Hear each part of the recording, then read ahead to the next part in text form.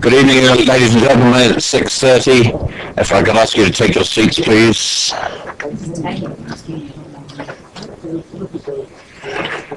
Good evening, members. This is the Planning and Infrastructure Overview and Scrutiny Committee. I'm going to go straight in with the fire evacuation procedures for this evening. I believe the main entrance is open this evening. Because of the slight wind damage onto the roof, there has been a change in the last few days about access to the building. I understand that this evening, both the main door and the fire exit at the back of the room here, they're both available this evening. There's no fire alarm scheduled. If the fire alarm sounds, please evacuate the building as indicated through the fire exits and go down the stairs and go round to the Memorial Park. And I'd ask you not to go away because we want to keep track, or try and keep track, in case anybody's still left in the building. Yes, Councillor Gardner. I'll just point out that if you do go downstairs to the main reception, when you go down the stairs, do not go out onto New Road. That exit is not available. For those that aren't aware of it, at the bottom of the stairs, there's what looks like a fire door immediately on the left-hand side. Do not use that door. Turn to the right and exit by the main entrance. It's because of the roof damage we had this scaffolding on the New Road side of the building. If I could ask all mobile phones to be switched to silent or off, please. Any apologies for absence? I don't think there's any apologies for absence. Resignations and replacements. Councillor Hosey. Thank you very much. Declarations of conflict of interest or working decisions on any matters included on the agenda this evening. Councillor Taylor. Just on the previous one, actually, I'm replacing Horace Mitchell for this meeting only. Sorry. I'll move on to declarations of interest. Councillor Harvey. Thank you, Chair. I've been advised that because I spoke at the DC meeting, the matter referred from DC this evening. I'll leave the table and leave the room. Thank you. That will be on paper B. Councillor Taylor. Just so I spoke and voted in favour at DC, so I'll be leaving as well. Thank you. Thank you. Councillor Tucker. I'm going to be different. I did actually speak, but not for or against the DC, and I am going to leave today completely so that I can be able to vote, etc. at DC. Thank you. Anybody else? And as a brief word of explanation, these particular declarations are to do with procedure, and it's because of the involvement of Development Control and this committee. There are no urgent items. Point of order, Chair. Point of order. Yes, This is about the agenda tonight. This meeting was scheduled to receive a report from the Public and Community Transport Working Party with regard to the results of consultation on 3 subsidised bus routes. And I'm advised by the portfolio holder that committee services and legal have advised it's not necessary for that to come to the Ofcom before it goes to council. I've read the constitution. I can't see how that's justifiable. Firstly, it's a working party of this Ofcom. It was set up by this Ofcom, although the cabinet member refers to it as a map. But even if it is a map, it's within the remit of this Ofcom, this public transport and transport subsidy, and I can't see any constitutional reason why it should bypass this Ofcom before it goes as a recommendation to Cabinet. As it's committee services and legal who have given us advice, perhaps I could get an explanation from them as to how it is within the constitution to bypass this Ofcom.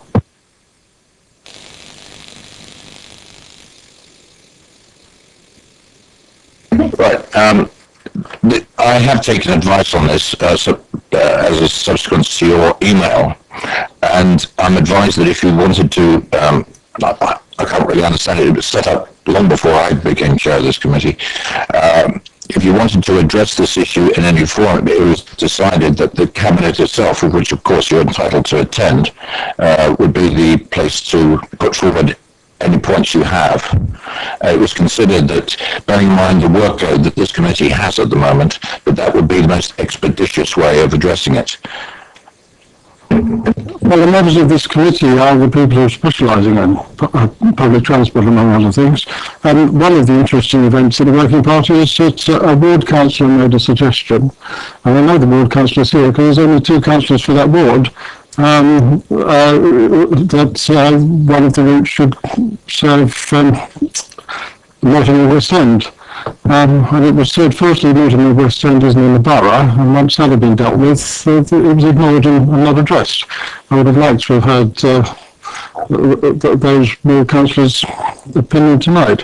And the point is, this is the beginning. One of the things I object to is that this is just focusing on existing subsidies, and it's really all about cuts, isn't it? And if we accept as a precedent that this committee is going to be left out of these, then effectively the terms of reference of this Ofcom are being changed, but not being assigned to any other Ofcom. So I do object to it. I think that this committee should have a say, but I will certainly try to be at the cabinet and will use my 2 minutes accordingly. I will make sure that your observation is recorded under this particular, well, we include it within the recorded minutes of this meeting. Ms. James. So if it doesn't come to an overview and we haven't had the opportunity to discuss it, we have the opportunity then to call that decision in, don't we? Correct, I'm being advised by... And one of the criteria for calling a decision is you haven't had an opportunity to discuss something. Is that right? Clearly, yes, you could put in an application. I couldn't speak for what decision ultimately would be made, but yes, I mean, I'm aware that one of the criteria is whether or not it's being considered in advance by an overview committee. We'll be again be in the position that the call-in period was then going to further. As this happened, was it last year or the year before? And we can't actually have the call-in until after the election.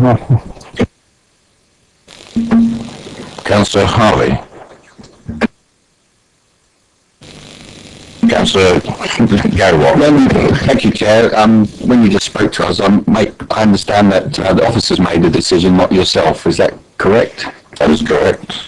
Right. Do you think I think there was a decision made with the advice of officers. I'd like to call Councillor Mrs. Osterton, the portfolio holder, to the microphone.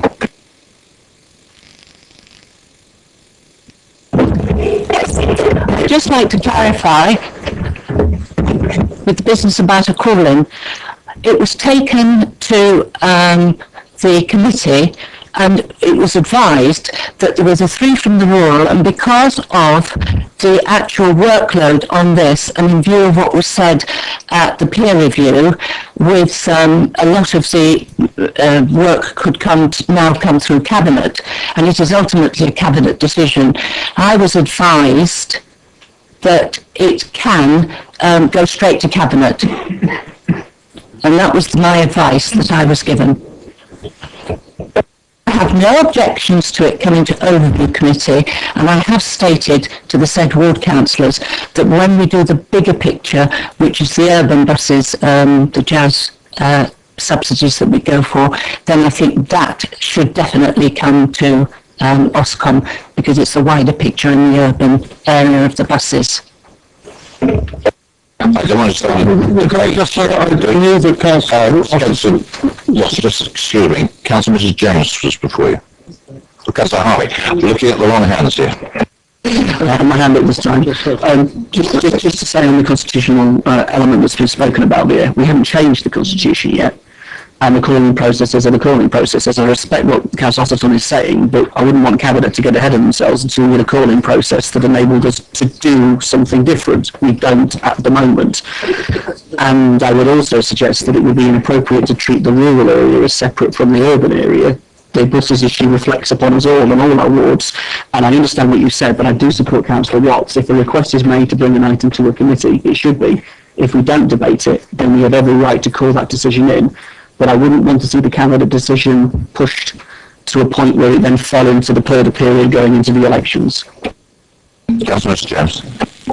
Thank you. The peer review that came in, some of the recommendations in that peer review, one of them was to streamline what comes to an overview, and that there may be less opportunity for scrutiny and less papers will come. But that was just recommendations. We haven't even discussed those recommendations. As group leaders, we have a meeting on the 12th of February to start to discuss the recommendations. So for decisions to be made before we even have those discussions as to what we want to do about those recommendations, I think are very premature, and it concerns me that we're tweaking the Constitution continually at the moment and it's not being led by members. Can I just say, I double-checked it. I took advice, and the advice that was given to me was that it could go to Cabinet. Mr. Birmingham, please. If I can just clarify, there is nothing in the Constitution that requires, that we could find, that required it to come back to Cabinet or to overview prior to going to Cabinet. It is clearly within the portfolio holder's gift to take it straight to Cabinet, and that was the advice that clearly was given to Councillor Mrs. Ostleton. I would think. Sorry, I did question it. That's the end of it. The portfolio holder is taking it to Cabinet. Councillor Watts. I was just going to say, I knew the Cabinet member was acting on officer's advice, so I was saying that I think that officer's advice was wrong. Thank you. Councillor Gardner, do you have anything else to add to this? Not to add, but I did take offence to Councillor Ostleton's suggestion that the urban areas are important and the rural areas aren't. I think that public transport in the rural areas, because of the scarcity of it, the removal of it is far more significant than it can be in the urban areas. Councillor Cubitt. I would agree with Councillor Gardner completely on that, and we know how isolated many of our rural residents feel, and how there are hidden poverties, even in our borough, amongst the true rural as opposed to the commuter rural. So I completely concur with Councillor Gardner, and I would just like to, as a supplementary comment to make, so that I'm also deeply concerned that we are acting, or that our Cabinet portfolio holder is acting on some of the comments made by the peer review, when one of the most overriding recommendations from the peer review was that the structure of our review scrutiny committees are completely unacceptable when compared with other boroughs, and that all the other review and scrutiny committees in proper functioning boroughs have opposition members as chairmen, for example, so that they act as true scrutiny committees. So to take one comment out of the peer review without contextualising some of the much more serious matters that were raised by eminent chief executives and councillors up and down the land is in my opinion, premature. Thank you very much for that contribution.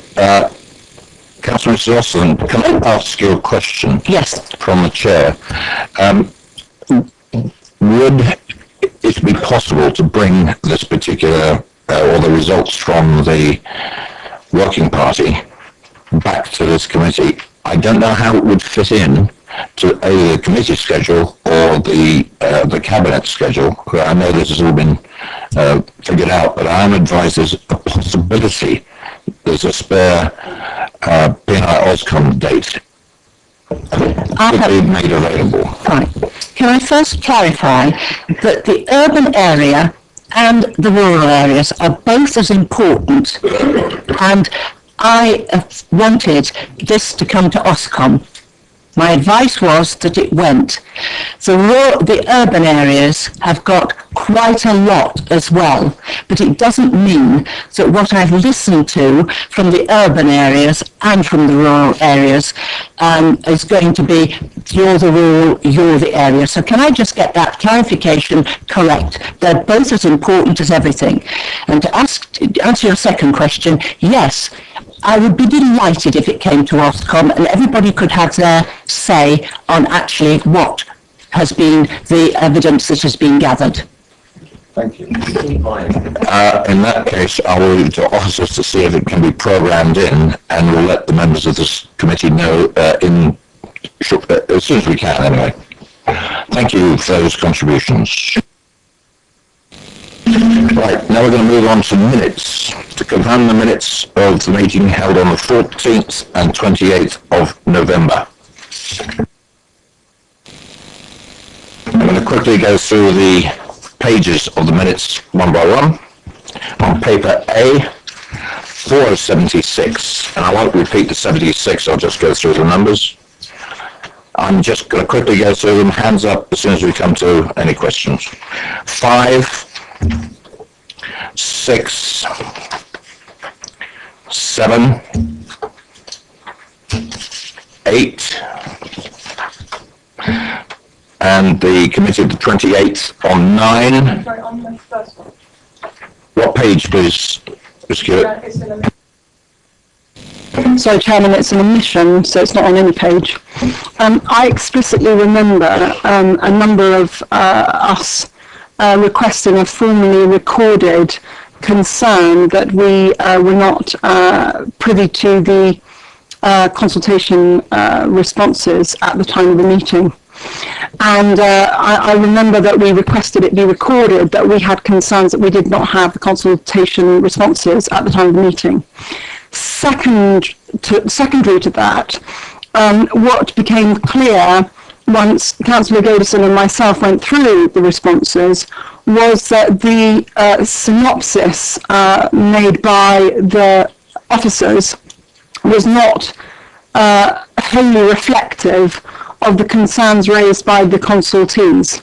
So what we had is a potted version of the consultees' responses, and that the gravest concern raised by the consultees was indeed that the number of houses being proposed was not high enough, when actually the only consultees who responded on the number of houses not being high enough were probably 95% responses from builders and developers and agents acting on behalf of landowners. And what you actually have when you look at the consultation responses is you have a huge number of responses from our residents who elected us, who specifically said they did not want a huge number of houses. You also had some other issues raised by consultees that again were omitted by the officers. Now, in the peer review, one of the things that came up was that the papers should belong to the portfolio holders. And I don't want the officers to think that I am criticising them, because ultimately these papers belong to the portfolio holders.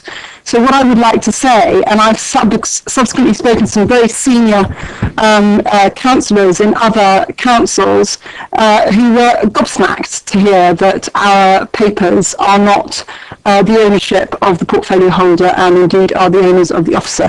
So all I would like to say is that we've raised, I'm not raising new matters. I did raise these matters, as did a number of us at the meeting. We requested formally that they be recorded, they have not.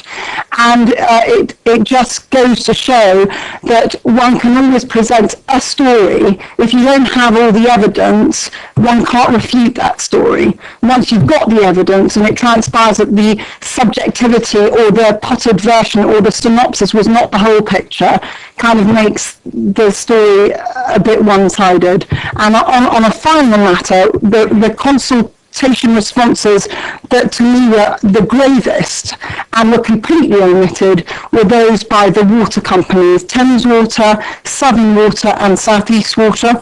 All three of them said that our plan were unsound. No, two of them did. Southern Water and Thames Water declared they considered our plan to be unsound for a whole host of reasons, which I shan't rehearse now. But South East Water said that they wouldn't be able to meet the water required of a current population by 2020 in their submission, and none of that, not any of that, was in the synopsis of the consultees' responses.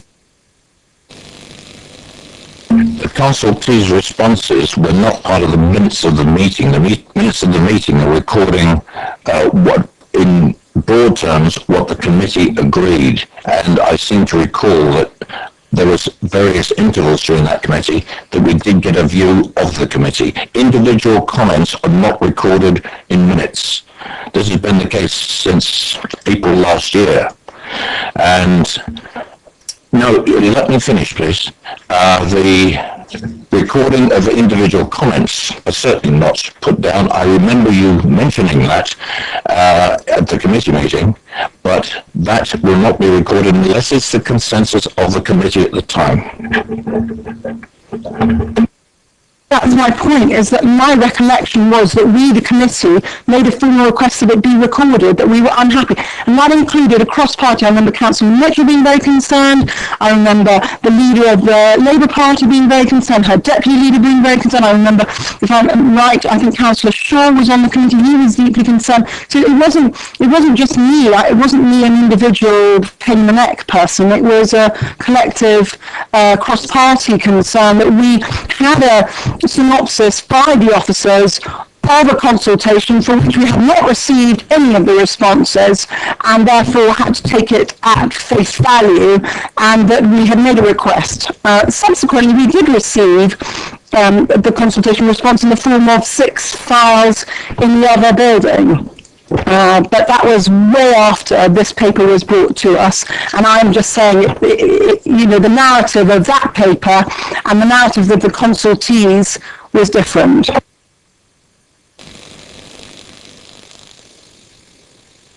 I'd like to ask the committee if that is a reflection from the members of this committee, and we can amend the minutes. We'd have to obviously praise exactly what you said, but would the committee, it's a question to the committee, would the committee approve or go along with the idea of recording praise of what Councillor Cubitt's just said? You realise that I'm now asking the committee formally, would the committee go along as a consensus to record what Councillor Cubitt has proposed should be in these minutes of the 14th of November?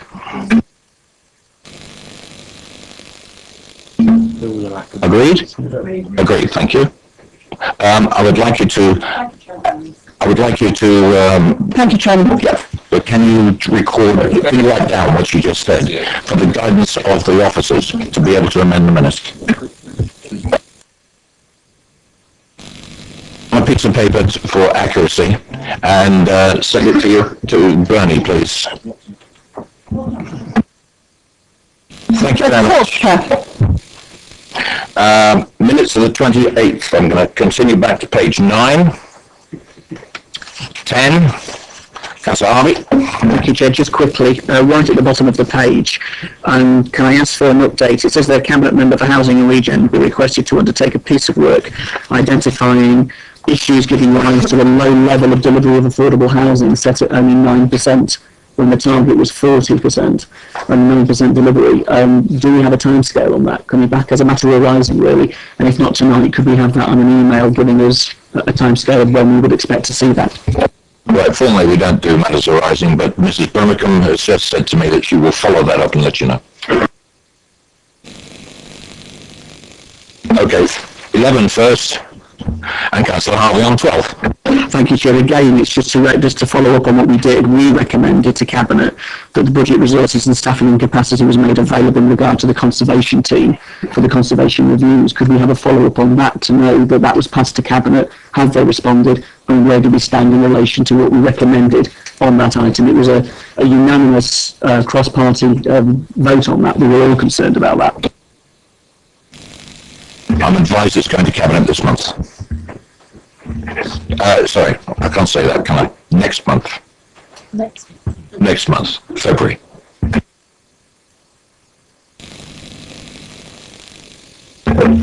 Right, thank you. Page 12, do you have a comment, Mr. Tucker? At the end, councillors Leek and Leeks left the meeting early. I think would be more appropriate than during that agenda item. It's misleading. Thank you very much. Thank you very much. Very helpful. Could we insert just the word early in there? Thank you.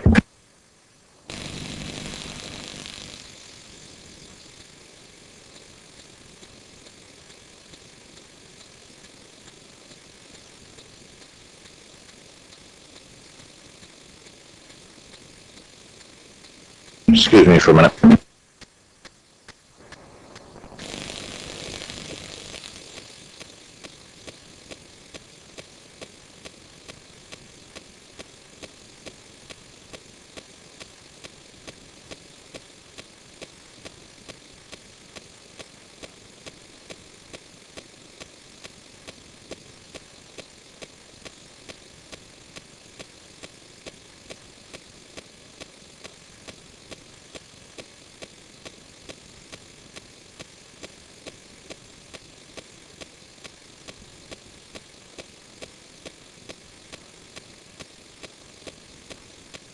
Well, we're going to move on to member and public.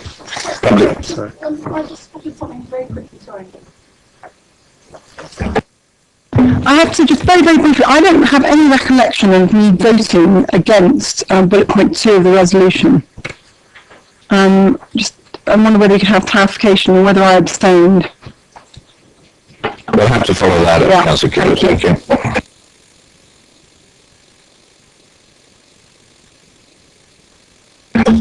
Right, we're going to do public participation on paper B. I've got to split this up because of the arrangement of the agenda tonight, because we have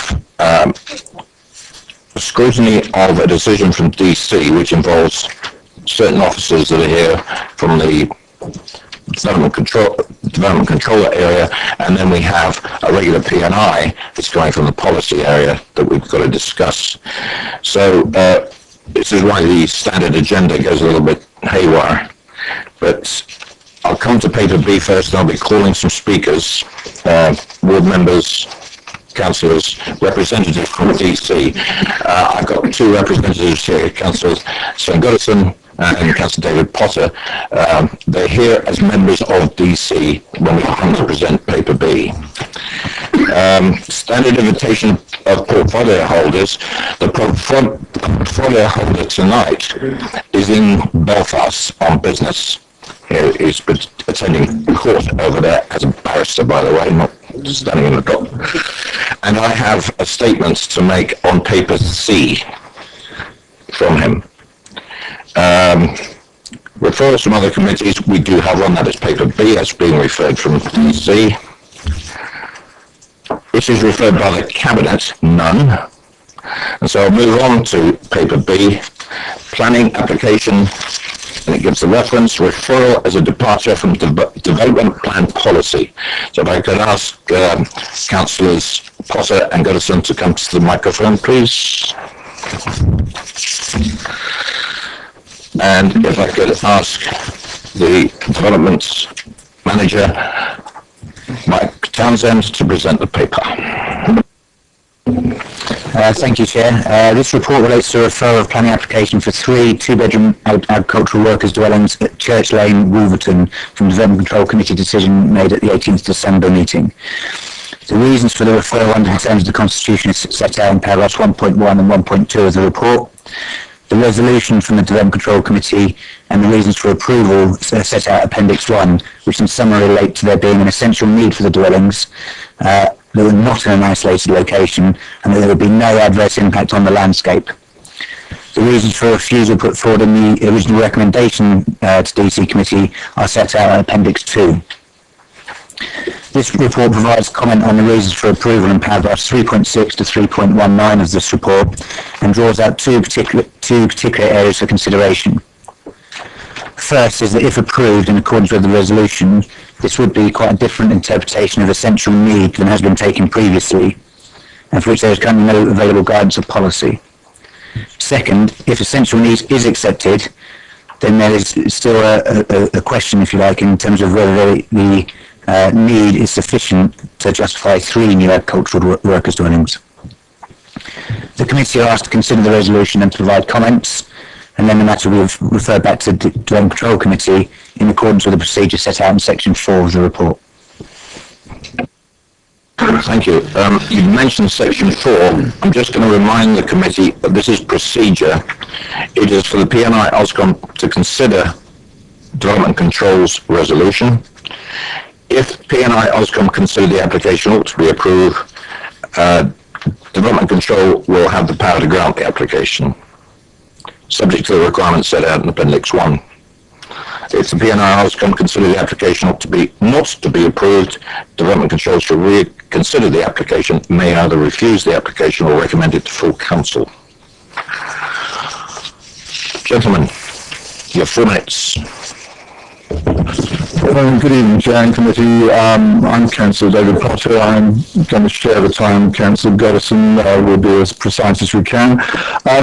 We're here this evening to represent the DC Committee before PNI this evening and confirm a number of matters on behalf of that committee. The report before you this evening is comprehensive and contains much, if not all, of the documentation that was considered by the Development Control Committee at its meeting on the 18th of December 2013. Para 3.6 of the report suggests that it's for this committee to consider the merits of the case, and I know Mike Townsend just made reference to it, and take a view whether the proposal is justified or not. I submit it's not the role of PNI on this matter to do that. I say if you were to adopt this approach, it would require this committee to, in effect, rerun the process already undertaken by the DC Committee. The DC Committee is a regulatory committee, just to remind colleagues. It's non-political, and the decision made on this application was on a majority basis across party lines after a full examination of the information available to it. That committee considered the merits of the application in a comprehensive manner, and in addition to the information available to you this evening, we were able to hear from the applicant, specialist consultants and objectors, and we were able to question those giving evidence to that committee. Probably fair to say it took us about an hour and a half, I think, to go through that process. I'm sure we won't want to repeat that this evening. In my view, the P&I committee here this evening needs only to be content that the Development Control Committee went about its business in an open and transparent way, and that having considered all of the evidence before it, came to a decision properly, determining that the essential rural working condition had been satisfied. We submit that the DC concluded that there were reasons to deviate from policy on this matter. I respectfully submit that PNI should advise Development Control that it is content with the decision taken by that committee and invite Development Control to confirm its original decision. Thank you. I'd like to fully endorse the comments made by Councillor Potter, and would only wish to add a few bullet points in the time left available to me. I'm sure we will all accept that this is a farming operation of considerable size and importance, and one that is developing and expanding. We also have to accept that it is a sizable and significant local rural business, drying a variety of herbs and producing oils from the same. Policy SA6 of our local pre-submission plan states that development proposals outside of settlement boundaries will only be permitted where they are for a new dwelling, and I quote, linked to existing and viable Just under 1 minute. agricultural or equivalent rural business, where it can be shown that there is an essential need for the occupant to be on site at any time during any 24-hour period, and where it can be shown that no suitable accommodation is available in the immediate locality, and where the rural business linked to the proposed new dwelling has been viable for the previous 3 years. This application has, in my view, met all these conditions. The MPPF Currently, until such time as we have an LDF and core strategy in place, the senior planning document states local planning authorities should be responsible to local circumstances and plan housing development to reflect local needs, particularly for affordable housing. Once again, I suggest that this document meets these criteria. I join Councillor Potter in requesting the committee to accept the decision taken by DC in this matter. Thank you for listening. Thank you, gentlemen. Councillor Keith Watts, on a question of clarification. I was intending to speak in support of the point that Councillor Potter made. You're allowed to ask the two representatives from DC on points of clarification. Well, I'll ask them the question and afterwards I'll make my comment. Do you agree with the report in front of us that in the absence of any policy, it's contrary to policy to make any decision on that non-existent policy?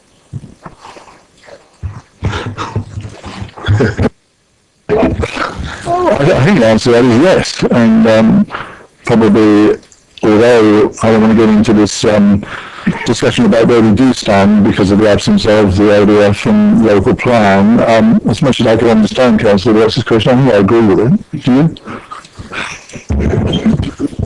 My comment would simply be that we're not here to really debate whether or not this was against policy. If that policy did exist, then in my opinion, the conditions exist to allow it to be considered.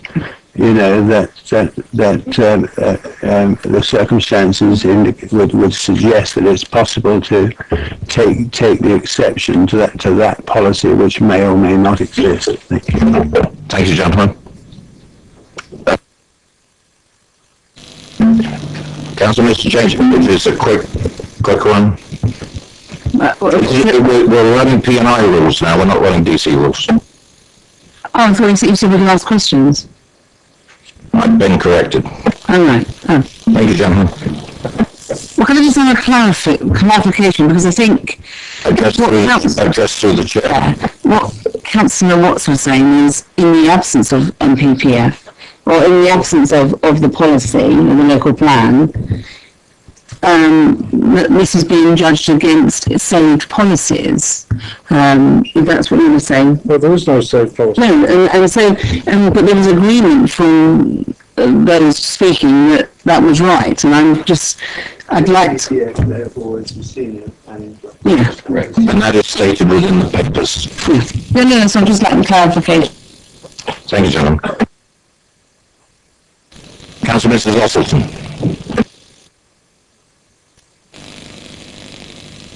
And you have 2 minutes. Yes, thank you, Mr. Chair. Thank you. I'm speaking on behalf of the applicant as the ward councillor for the Kingsclere ward. Most of the business conducted at Frith Farm is within the ward, but the proposed housing will be in the Borghurst ward. Frith Farm is a growing and still continues to grow business in the countryside, and I endorse with what Councillor Potterson and Goddison has said. This business is growing. To grow businesses, we need houses. We need houses for these workers in the area. And I ask, and I do not believe that we contravene I'll get it right in a minute, paragraph 55 of the National Planning Policy. And I therefore ask that the reason for approval as of the 18th of December are valid and should stand. We need to grow in the countryside and we need houses for the workers. Thank you. Thank you, Councillor Ossleton. Mr. Winfield.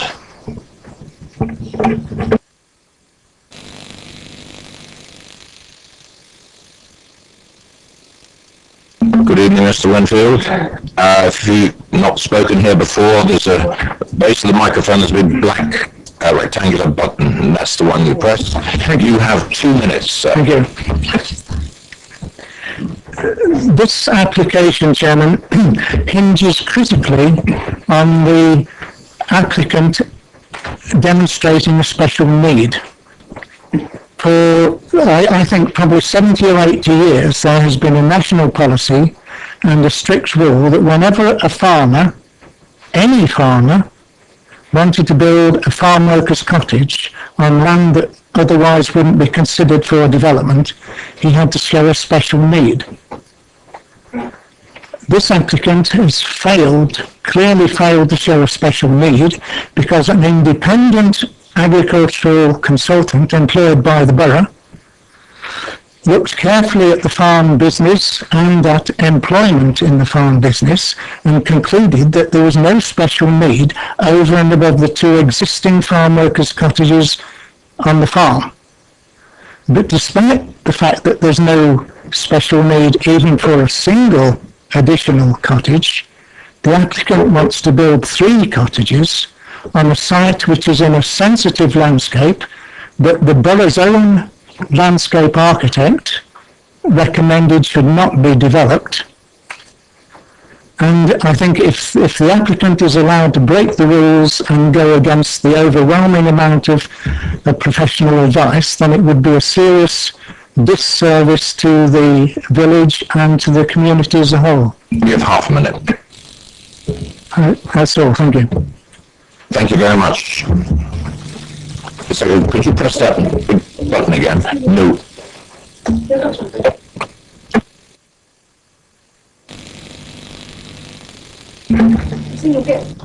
It's not in my gift. It's in the Constitution in these circumstances.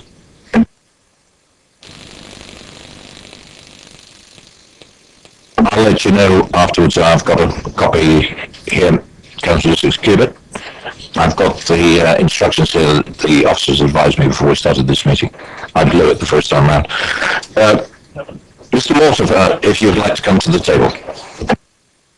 Councillor, If we are not allowed to ask questions of the speakers, can we ask questions of the officer? Absolutely. Afterwards. Absolutely. May be able to clarify Certainly. things. Mr. Water, you had 2 minutes. Are you happy with the button arrangement? Sorry, yes. Yeah. Okay. And just to say that I'm a layman here, so the terminology that I'm going to use is probably not used as per we speak a lot better. Anyway, I have 6 points to raise for the consideration of this committee. First one is what constitutes essential housing need for agricultural workers. Item 2, how many workers are needed on the site for the agricultural side, apart from the food processing side? I looked at, which I presume is no longer there, but I think you can look at it, Annex A of PPS 7, Section 6 states requirement arising from food processing as opposed to agricultural cannot be used to justify an agricultural dwelling. There are already 3 workers on site in 3 dwellings, the farmhouse, Camomile Cottage and Bateson Cottage. Item 3. Is Church Lane to be considered as on site when it is approximately 2.5 miles away by car or 20 to 30 minutes by foot? The viewing panel that came there stated it would be 20 to 30 minutes by foot. This will bring parts of Tadley and Kingsale within the same time and distance scale. Item 4. 3 dwellings crammed into the site are too many, and the scale and accuracy of the drawings are wrong. The frontage is 55 metres, not 65, and the shape is wrong too. Just half a minute. Item 5, I should be there anyway. Item 5. Will this set a precedence, whether legally or morally, for future development within the countryside? If you allow this, can any farmer turn around and say, precedent was set? And item 6, which probably doesn't come under you, but I think it's ought to be looked at, the drainage of both grey and surface water has been suggested will go into the ditch alongside the golf course, adding to the flooding down Crabs Hill and onto the A339, if you know it. If the drainage is reverted to the other side to go down Church Lane, there is no adequate ditch provision at the moment, and if it was to be made, there will be further flooding down the Wolverton Common village. If you could wind up there, please. I am winding up now. Thank you very much for your attention. Thank you very much, Mr. Mulder. And that one again. Yes, please. And I'll just make a comment that we're all very sensitive to flooding right now. bearing in mind the weather forecast this weekend. Have you get used to this? I think you ought to be. And if you went up no way now, you'd know why. Mr. Armstrong, please.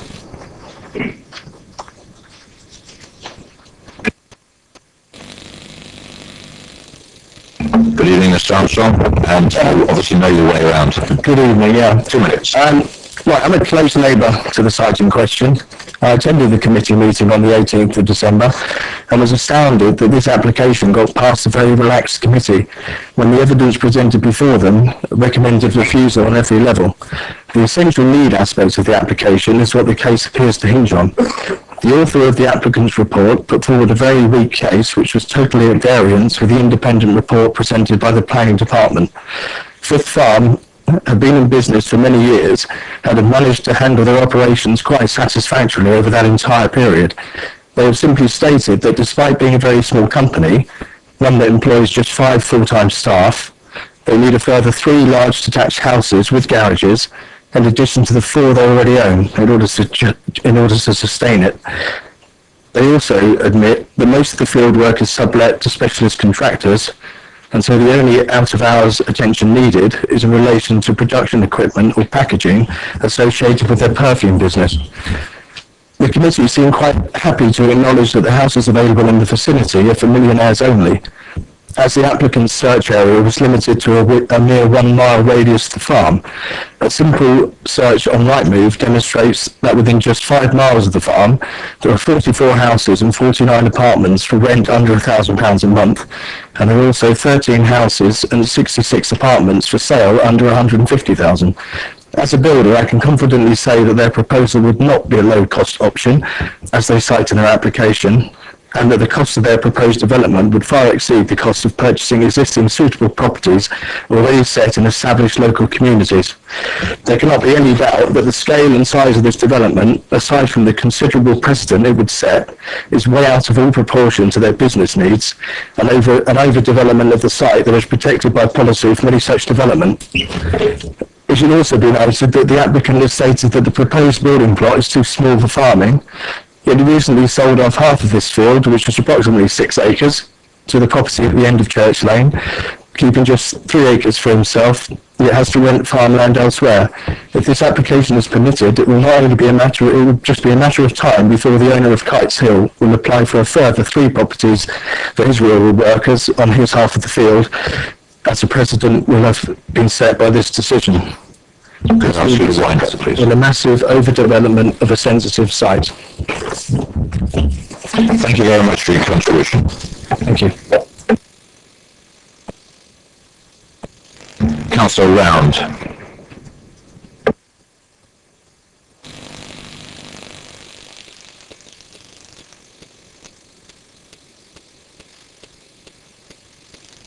You have 2 minutes, Graham. Thank you, Chair. As Councillor Lawson said, the application site is in the Broadcasting Totally Ward. I don't want to repeat, obviously, what's been said to you by the representatives from the DC committee who really clearly outlined the position the DC took on this. These are modest 2-bedroom dwellings. They're not large 5-6 bedroom dwellings. They're modest 2-bedroom dwellings for agricultural workers, which have been carefully located so as not to harm the rural setting around that area. It's of course correct that we strictly control what happens in new development in the open countryside. So there is a small window for essential use, and this application fits that essential use for dwellings for agricultural workers and the need of the agricultural enterprise. The DC committee carefully considered and debated this and came to the right and proper decision, which I ask you to support.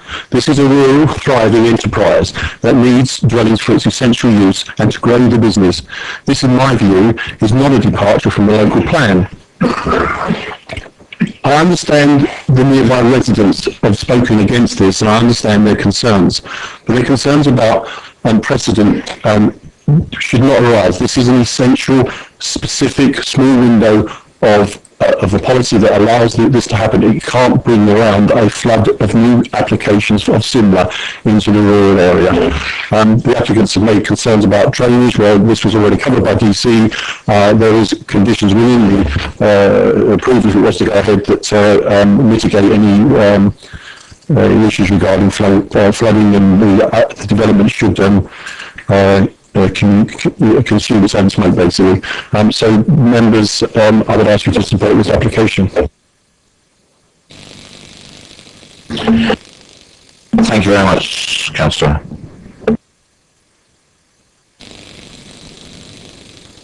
Thank you. Questions for officers? Councillor Leake. Thank you, Chairman. I want to ask Mike Townsend, the bulk of the farming operation, 193 hectares, is a contract farming operation. Could you tell me how long that agreement lasts? I'm sorry, I don't have that information. If you don't, how can we possibly say that this business requires 3 people? If you lost 193 hectares out of 300 hectares, the business wouldn't be viable. And to me, and I shall be saying this later on, we don't seem to have addressed that particular issue at DC. Farming is very easily changed. I mean, owners can get fed up with their contractors. It's happened in other states, and it could well happen here. So I would like to know how long this contract farming arrangement lasts. To me, it is a very important issue because it is the bulk of the farming activity.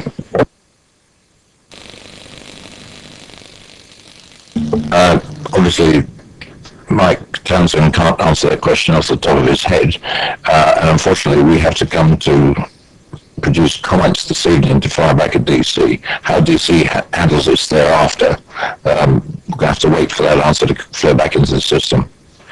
Councillor Keith Watts.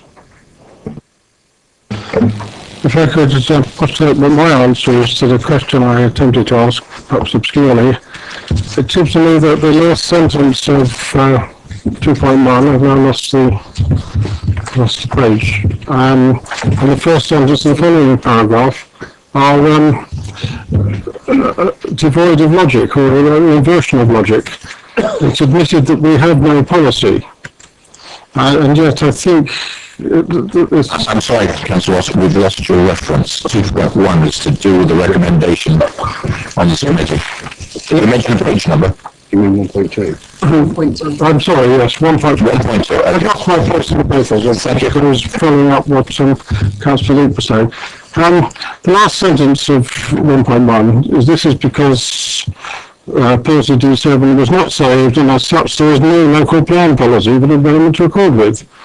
It then says, in accordance with the Council's constitution, as the planning application was recommended for refusal by the planning and development manager, the resolution is to be referred to planning infrastructure. And I believe the constitution says that if the recommendation is contrary to policy, then the planning development manager has the right.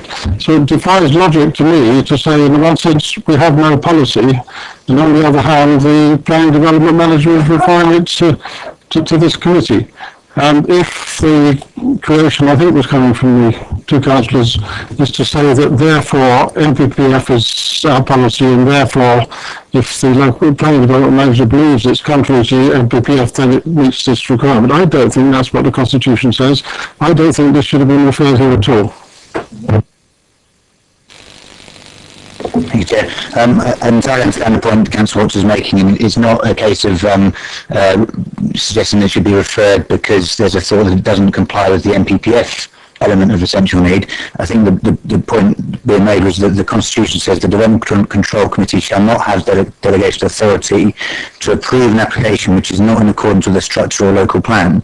Now, I appreciate it's a slightly odd situation, but where there is no policy in the local plan that supports essential need, effectively there is no part that it can be said that it approves to.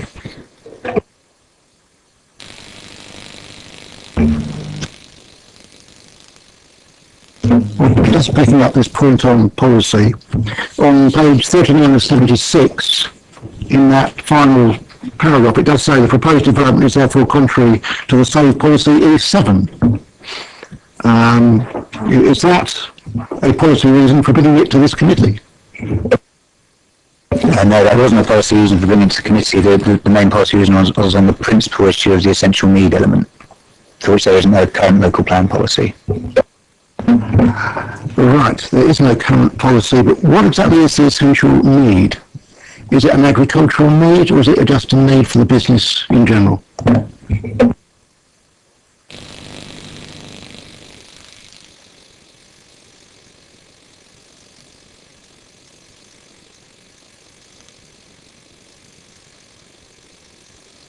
So just to clarify, are you asking what the applicant submitted as being the need for the essential need?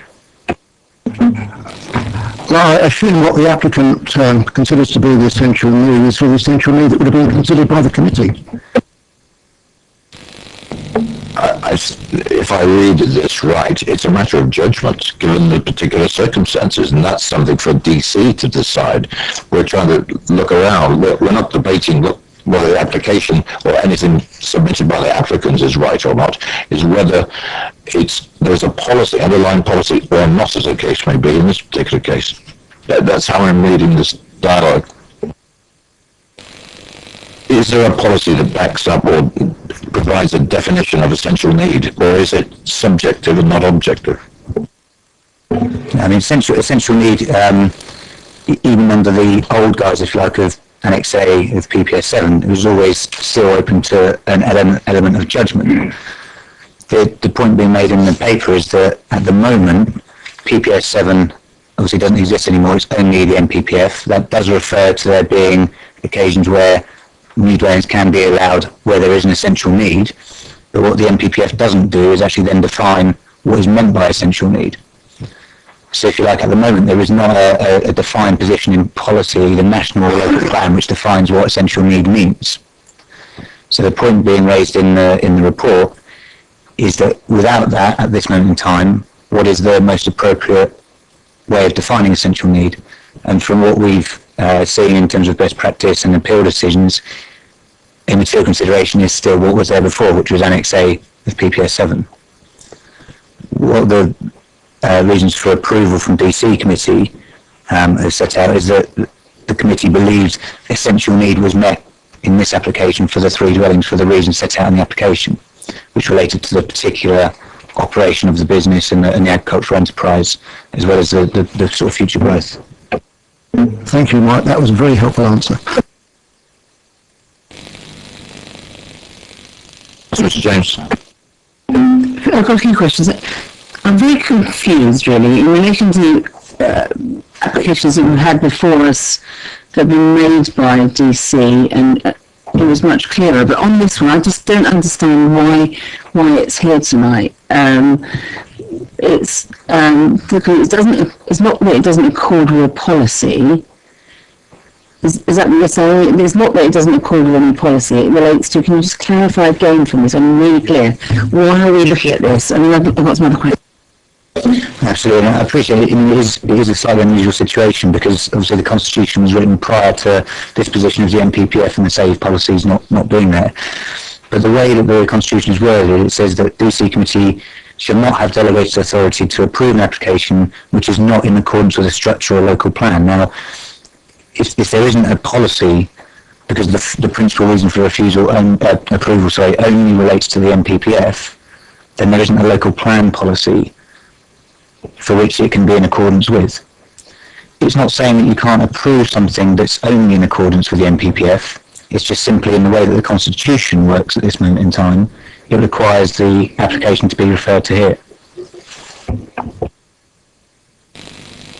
So, if you remember, as a Labour group, we put a motion at full council the last time around our concerns that in relation to the impact on DC, and it was really, is there any point in having a DC if they can't, the only thing they can do is approve something, or it comes here, and if it is going to come here, I can't make a decision without having a proper DC.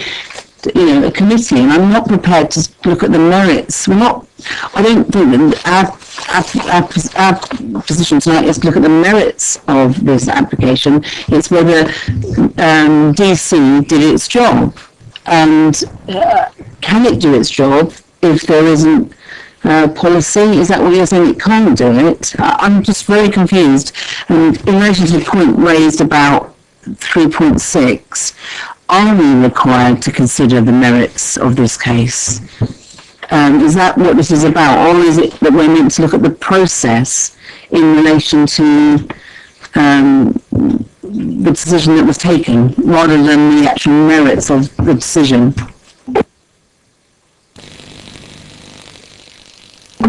Just a minute, and afterwards. I think with regards to whether the merits or not should be considered, I would say that is for comment from this committee, because again, going back to the procedure part in terms of section 4, this is taken from the Constitution, where it says if this committee considers the application ought to be approved, the Development Control Committee shall have power to grant the application subject to conditions if appropriate. If this committee considers the application ought not to be approved, the Development Control Committee shall reconsider the application and may either refuse the application or recommend to full council that it be approved. So I would suggest that that's beyond was the correct process carried out. I believe that means that the scrutiny of this committee is on the merits of the reasons for approval put forward by the Development Control Committee. But ultimately the decision making goes back to the Development Control Committee. So I think if you want, from what I'm hearing from Mike, is that look at the reasons for approval from DC. If this committee considers those sufficient, fine. If they don't consider them sufficient, fine. And that's what we have to do and comment on back to DC. I think that's the way to look at it. As a committee, it's entirely up to you. Councillor Hussey. I think we're all tying one of the knots here. I was looking at 3.6, and it really, I just don't understand how it can be referred to me to make a decision on this tonight. As to whether the proposal is justified for the following reasons. An essential need for the proposed development, which is not considered to be within an isolated location. We've not been given any information or data, any background to review at the same level and depth that DC had. So it says here, the key issue. It's a key issue, right? And where's all the information that we need to make the decision? DC had it, and then with all their expertise, it's a regulator committee, they came to a decision. Does that what the decision is? They went through it in detail. So why on earth would we be asked to review that decision and the same level of detail as they have done, but without all the background papers that they had, and without all the expert evidence that was given, was independent people coming forward. And it's a nonsense, and we've seen them here before us. I think Appendix 2 might answer your question. Well, we can't trust anybody apart from the officers. We haven't got independent people to question. We haven't got the same basis of information and knowledge that DC have presented to it. If that's the comment that you make, that's a comment that we can pass back to DC. And we're not deciding. Well, this is not a Development Control Committee. This is an overview committee. If those are the kind of points you want to bring up, we'll recall them and pass them back to DC. So we should be reviewing the process that they applied and whether it was thorough, and not the background information which led them to their decision. It's very, very confused here tonight. And I know you keep saying the same thing, but for me, you're not making the picture any clearer. If you want me to decide on what it says here about the key issues, I want all the same level of information and the same witnesses. That is going to be up to DC. If you want to make that as a formal comment, or put it to the committee, that is a formal comment to pass back to DC, which is exactly what we've been asked to do. What I'm saying is, no, we can't decide on a key issue like that, because we don't have the information, and we shouldn't be reviewing everything that DC have discussed and decided in detailed consideration. What we're scrutinising, It's in DC. what we're scrutinising is the decision that was made at DC. we don't need to go into the detail. There's some more information in Appendix B of this particular paper, page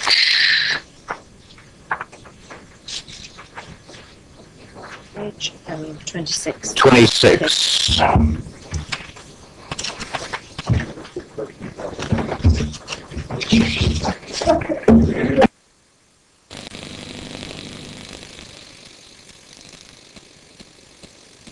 Would you like to answer that? Or respond to that?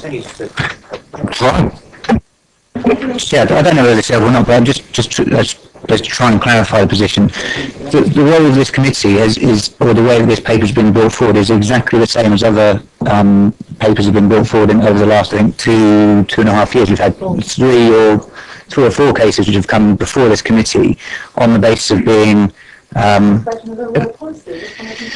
no, and I do accept that. It is a slightly different situation. The others were a clear departure. I think the issue here, though, is that there is not, as I've said before, there is not a local plan policy for it to accord with. Now, I appreciate that the Constitution perhaps is not up to date with the current position in terms of planning policy, but notwithstanding that, the process in terms of the papers that have been brought before you this evening, the covering report, the fact that the DC committee report has been appended is identical to the way that we've brought forward other applications before this committee. So there's no difference here. In terms of the witnesses, if you like, that were brought forward to the Gun Control Committee, there was an officer presentation on the report, which is the report in this appendix. There was public speaking. There was no expert witness, if you like, in terms of the agricultural elements. It was simply reported what the agricultural consultant conclusions had come to as set out in the report, which is in Appendix B. So I don't think the committee, if you like, as the Gun Control Committee, in terms of the report, has seen anything different. So basically, I think we could probably tease out some of the comments from the questions to the officers at the moment, and that could go back to DC. There's no question we're not going to reconstitute the application at all. I'll cover the other questions to the officers and Mike, and then see if we can't come up with some comments that we can forward to DC and have a view. That's all we're asking to do. We're not making a decision. We're allowing the view of this committee to go back to DC so they make the decision one way or the other. Councillor Peach. I was probably treading on territory here of repeating everything we've just said, but what I was initially going to ask for is confirmation of what the recommendation was in 2.1, because as I read the report, there jumps out certain paragraphs that strike me that, for example, essential need hasn't been met, and yet the recommendation states that we consider a resolution to grant planning permission. But I just want to confirm if I'm reading this wrong and exactly what is 2.1 asking me to do. So 2.1 is asking for the comments of this committee. So essentially the process, and again it's slightly convoluted, but the process that we've adopted on these previously is that when it's come from DC committee, there's been a normal officer report to DC committee as set out in Appendix B. This paper then comes forward with a recommendation that the comments of this committee are sought. When it goes back to DC committee again, the officer recommendation remains as it was on the first paper, i.e. for refusal, but it records the comments of this committee, so then the Development Control Committee takes the final say based on all that information. So in 2.1, where it says consider the resolution to grant planning permission for application and for any comments to be reported back, essentially what we're really looking for is comments. The resolution to grant permission, but we're saying, well, perhaps the resolution is not to grant permission. Yeah, that's fine. But this is what you see what I'm saying. If I've got to agree to a recommendation that is telling me that I have to consider the resolution to grant planning permission, that's the bit I'm... Yeah, so if you're considering the resolution was to grant planning permission, you're providing comments on that resolution, which could be either you agree with it or disagree or have no comment on it. It's open to the committee to make that call. Did all the committee hear what Mike Townsend just said and understand that? You understood what he just said. It's a resolution that was made at DC. That's what we've got to comment on.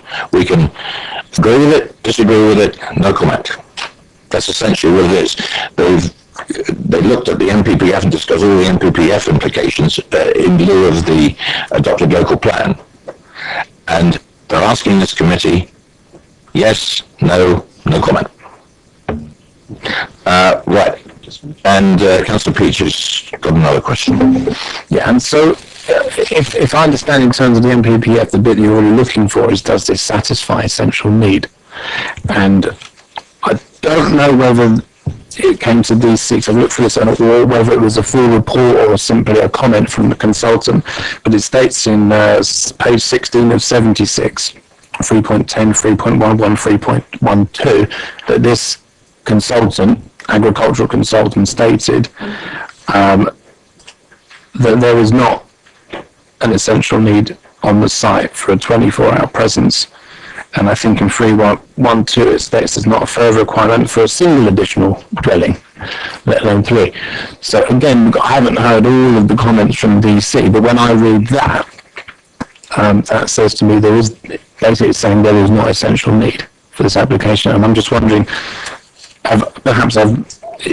was there an actual full report presented, or was the consultant there to present this? No, the consultant wasn't there to present it. The information was simply what was set out in the report in Appendix B.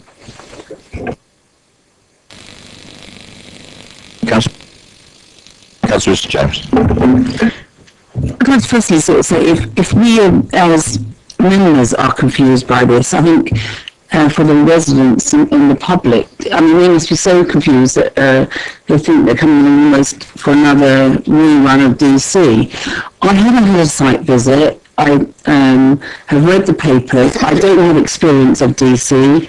I think I've sat on DC once, so I don't have that experience. The members that sat on DC had the site visit, they had this paper, they had the presentation from the officers, they made the decision against that. We're now being asked that, we're being told that this policy is coming forward because we don't have a local plan. Well, the reality then is, if every time a member of DC votes against a refusal, if the officer's recommendation is for refusal and then a member of DC votes against it, it will come here. Because the last application we had, well, potentially it could, yeah. The last application we had from Old Basing, it was contrary, we were told it was contrary to policy. And when we discussed and looked at that, we looked at against the policy. Well, there's no policy for us to look at in P&I terms. So what we're now being told is to look at the merits of this application. This is crazy, absolutely crazy. And that isn't what we do here. We look at the policy. There is no policy. So what are we doing? I can't believe that we're being asked to do something and there is no policy to look at it against. So therefore you're asking us to look at the merits. But we can't look at the merits because we haven't had, as been said by Councillor Hussey, we haven't had a site visit and we haven't had the presentation. Mike will respond to that in a second. I would like to follow this one up first. Your name's on the list.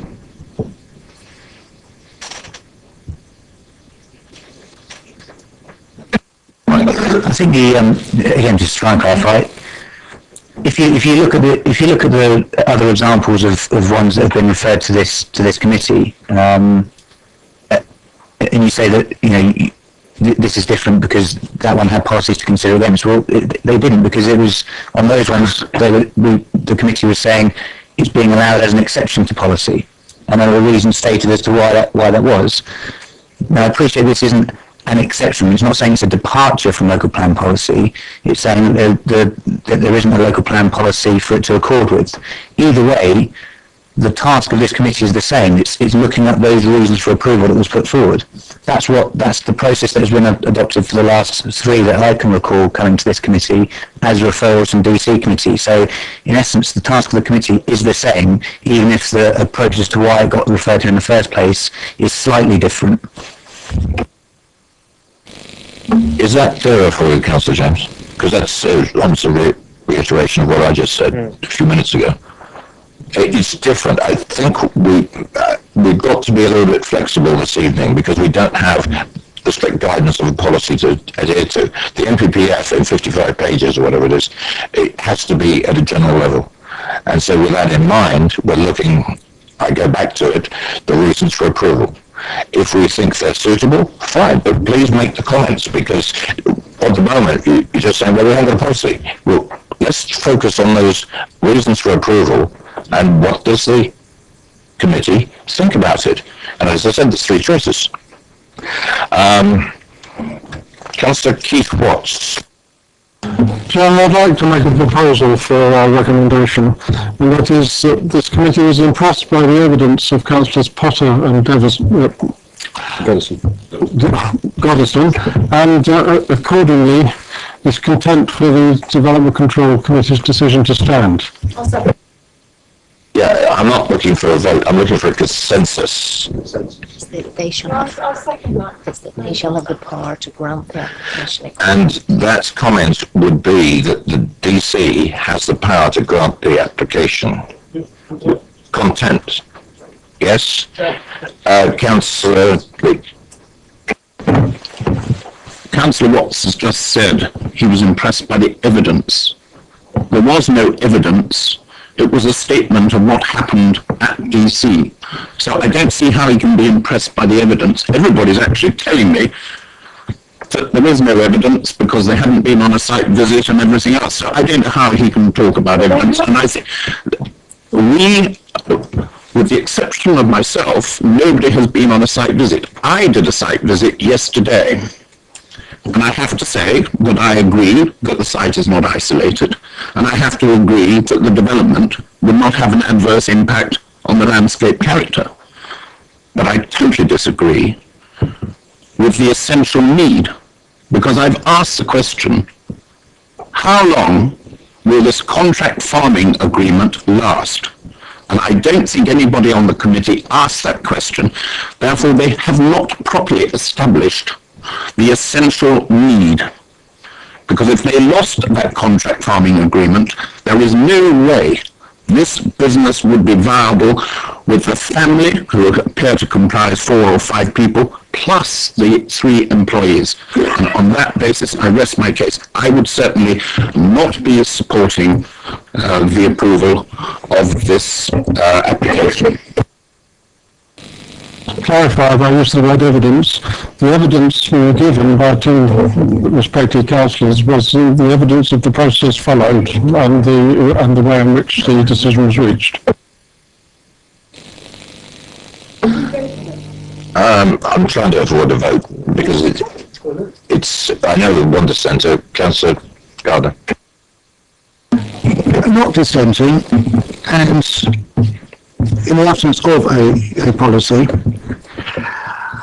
I don't see that we really can question the decision that DC came to, as they heard all the evidence, they had all the objections at the time, and they did what they normally do, which is they came to a decision. And I can't argue with that decision. So I would support the motion, and given the procedure in 4, I will go with 4-2. I think that should satisfy everybody on the committee with the exception of Councillor Lee. Nods of heads? That is what we will pass back to DC. Could I have it recorded? Yes, that's exactly what absolutely. I think this was a totally wrong decision. I don't think they took the evidence, they ignored the evidence of the farming consultant, and they didn't even ask the question, how big is the business and how long will it last? Councillor Hewitt. If we could have a vote, because then at least when it goes back to DC, they know 1, 2, 3, 4. I think that's irrelevant. The decision of the committee is what we've been asked to produce. There's only one dissenter. That's sufficient as far as I'm That would concerned. be in the minutes. Yes. But with the exception of one councillor, all were in agreement that All present the process was adhered to, and on the basis of not re-rehearsing development control, we're happy to close the matter. I'm asking for more than that. I want my name to be recorded as being opposed to this decision and to advise the committee, the DC committee, to refuse it. Councillor Leake spoken, Councillor Hewitt spoken, Councillor Gary Watts. Thank you, Chair. I'd like a recommendation to go to the working party that looks at our constitution. It's actually absurd, Chair, that we're actually debating this in light of the NPPF. We haven't got a local plan. As everybody else has stated, the DC are the regulatory body. They are the experts. I've been a councillor here for 14 years, and I've been on one DC committee, and that was against my will as well. I haven't been on a viewing panel, and it goes in my ward. And I think it's just ridiculous. We've come here to debate 15,000 homes, and we're discussing over 3 dwellings. It's just absurd. We're a planning and infrastructure committee, and I think constitutionally we should look at our constitution for this committee, and we should leave it to the regulatory body to get on and make their decisions. That's noted. Would that be acceptable to the committee? Fine. There's no debate about it, Councillor James. We'd just like to move on. We've got a very complex paper to address in a minute. Is this bringing any value to this? Can I also add that I'd like the Constitutional Working Party to also look at, if we are going to look at what is referred in relation to planning applications, if we have concerns, because that's the officer has referred this to this committee, we need to look at how we as members, if we have concerns about an application, or if we have concerns where something goes against policy, we can get things referred, because it seems to me, I would just like this whole area looked at as a constitutional issue, because I think it's a real mess at the moment. Thank you, Councillor James. Right, I'm going to move on to paper C. Yeah, they're noted. It's been recorded.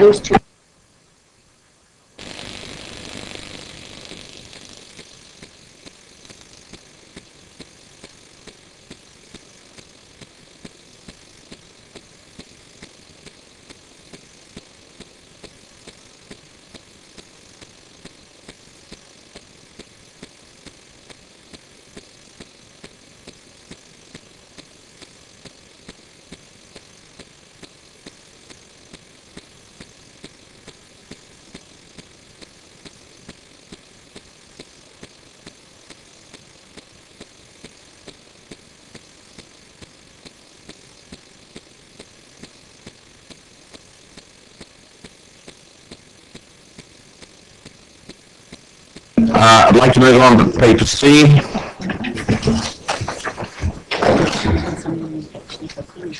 And if I can ask Mr. Bell to come to the microphone, please.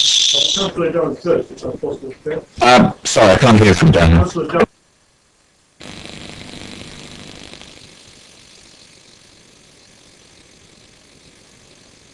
Councillor Byrne, then, if you'd like to come up and sit to the microphone. And I'm assuming that Mr. Bell will come second? Okay. Just sit, relax. And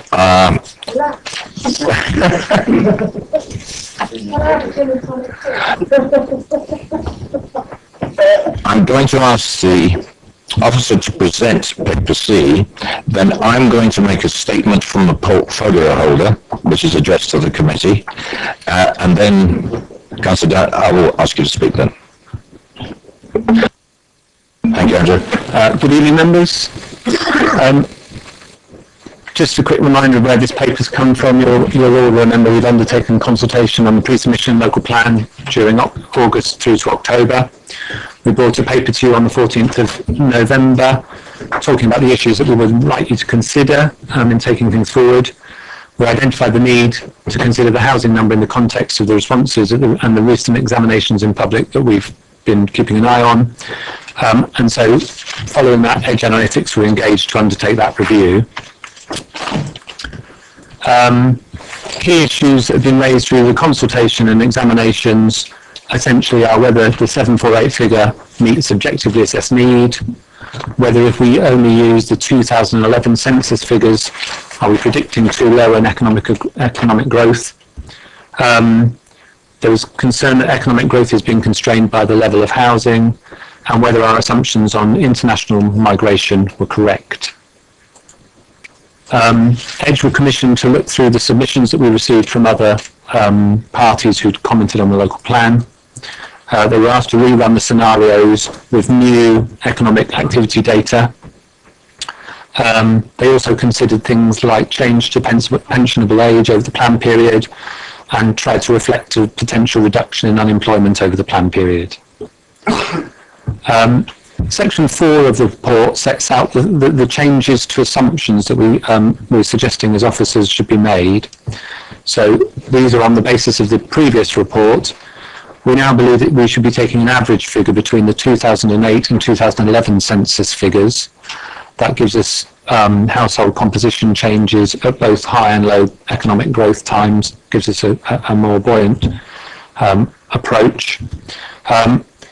Adopt a scenario that doesn't discount international migration. Assume that unemployment will reduce over the plan period, and assume that the state pension age changes will enable us to have more economically active people over the plan period.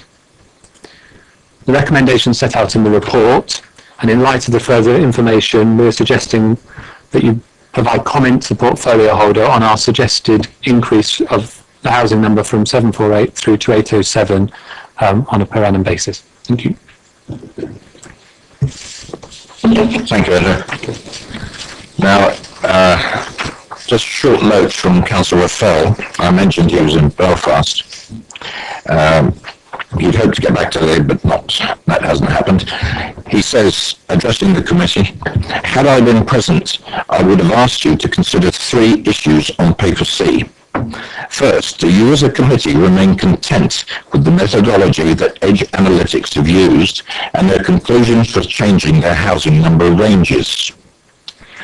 Second, what as a committee is your response to the officer's recommendation that the figure of 807 is based upon the most robust assumptions? Third, what, as a committee, is your recommendation to me, the portfolio holder, to an annual housing number in the light of the available evidence? I asked Edge Analytics at the drop-in session last week as to whether any LPA that they were advising had adopted their quotation, MIG-led 10 years to 5 years, 80% option. And they said that none had done so. Clearly, had they said yes, then I would have asked whether a plan had been approved based on this approach. I'm very happy for members of the committee to email their conclusions directly to me should they wish to do so. Thank you, Mark Raffel.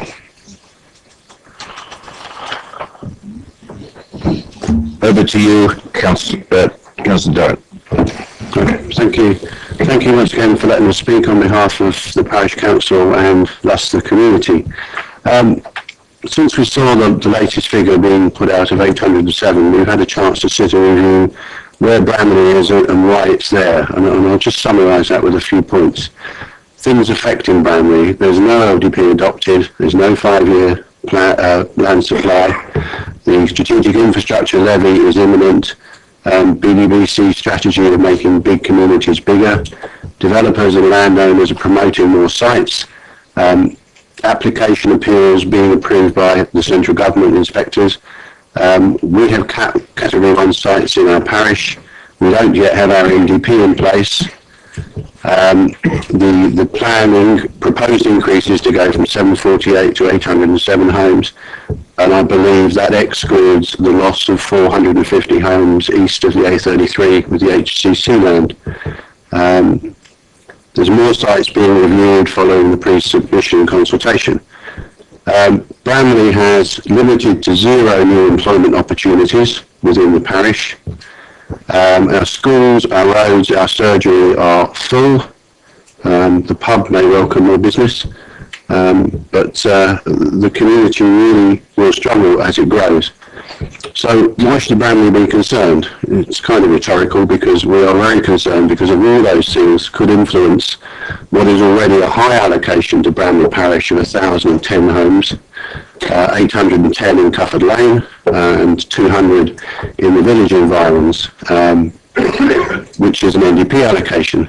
Now, we have a situation where a developer is poised to put an application in before the end of February for our entire NDP allocation of 200 homes. If you could wind up, please. Yeah, and they're doing this because there's a window of opportunity with no ODP, and they want to get in before the strategic infrastructure levy comes into force. So my community has asked us to say, what protection will Bramley get against an even greater level of unsustainable expansion if Bramley is indeed looked at to support a growing annual number? We've suffered. Thank you, Councillor. I have to ask you to wind up. Thank you.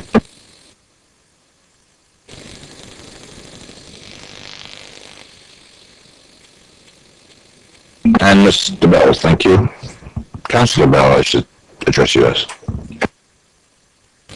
Yeah, Councillor Bell, I'm Chair of the NDP. Okay, thank you. The submission obviously in front of you today is saying it's from 748 houses to 807, which means an increase of 1,062, plus the extra 450, which is actually shortfall in regards to East Basingstoke. The concern from Bramley with regards to the NDP is where is this going to be found? Because obviously the NDP boundary at the moment indicates in Razors Farm and Cofford Farm, which is at the end of the day, and 200 houses which are going to be sited through the NDP adjacent to the existing settlement boundary.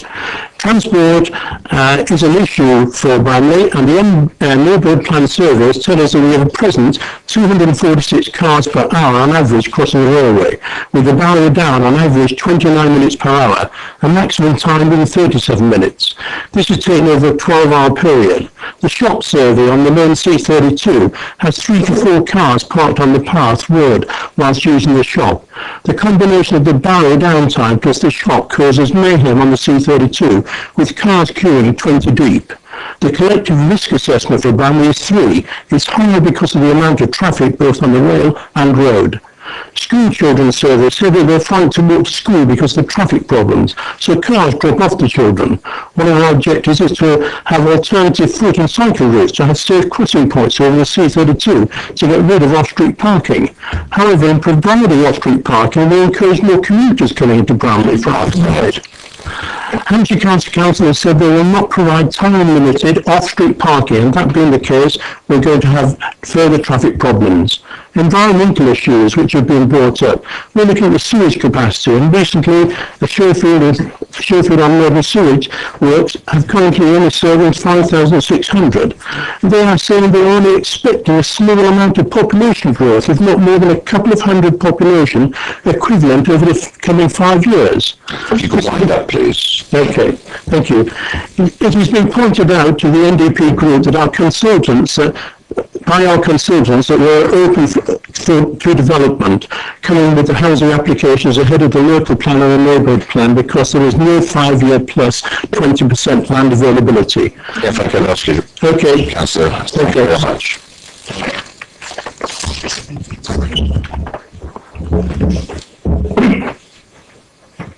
Councillor Golding.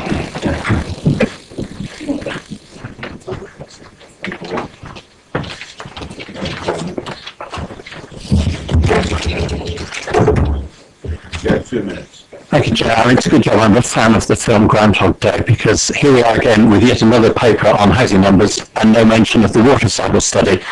So a reminder for those who heard it before. Any increase in the number of people whose sewage goes to the Basingstoke sewage treatment works will lead to some increase in the pollution of the River Loddon unless there is a major change in technology. So the water cycle study was very careful not to say that we could go on building 945 houses a year forever, merely that we could build that number for 20 years, a total of 18,900. Under EU law, we are required to avoid a deterioration in band status for each element making up the WFD classification. The water cycle study shows that 18,900 houses would take us very close to a deterioration in band status. We built 5,479 houses in the 5 years between the start of which, like I said at the start of this plan, that only leaves 13,421 still to be built. When I said this 15 months ago, officers said, but they won't all go to the water treatment works at Chinham, which is entirely right. But what they forgot to say was that the South East Plan, from which the 945 comes, also explicitly assumed that 30 of those dwellings per year would be what was called the rest of Hampshire. That's a total of 600 over the 20 years. We're only planning in our plan 820 in that part of the town. If you adjust for the 220, you can look at the figures afterwards. You get only clearance under the waterside study for 13,641 new dwellings. If we divide that by the 18 years of this plan, that's 758 dwellings a year. If we increase the annual housing target above that number, we are at serious risk of a deterioration in Water Framework Directive band status for orthophosphates, which is absolutely not permitted. It's not something you would expect to ignore ERP or even argue that the benefits of development outweigh that breach of EU law. I urge the committee to think very carefully before recommending any increase in the housing target of 748 proposed in our draft local plan. Thank you, Chair. Thank you, Councillor. Councillor Tilbury.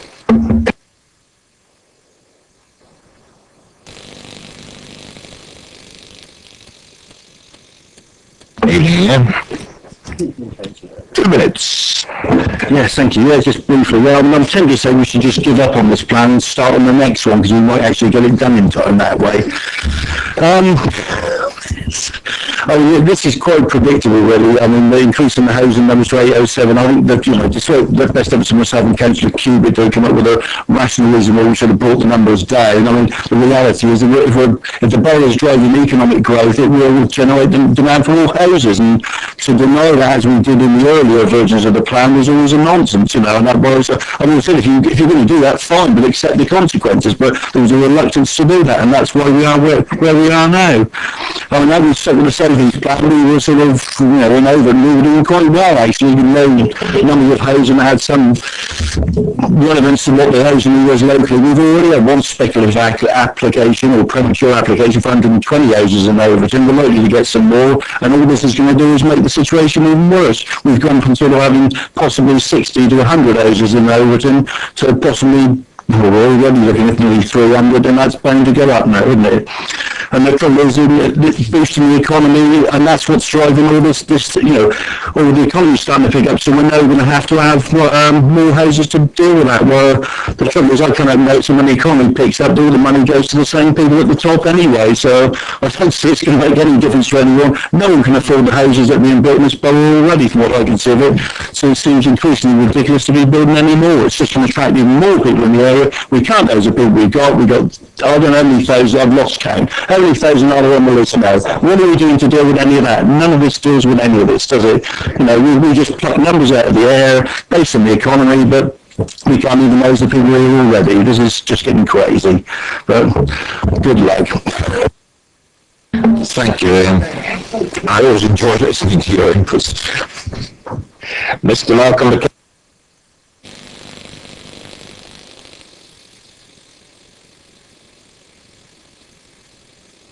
Mr. McKenna, you're the last speaker this evening.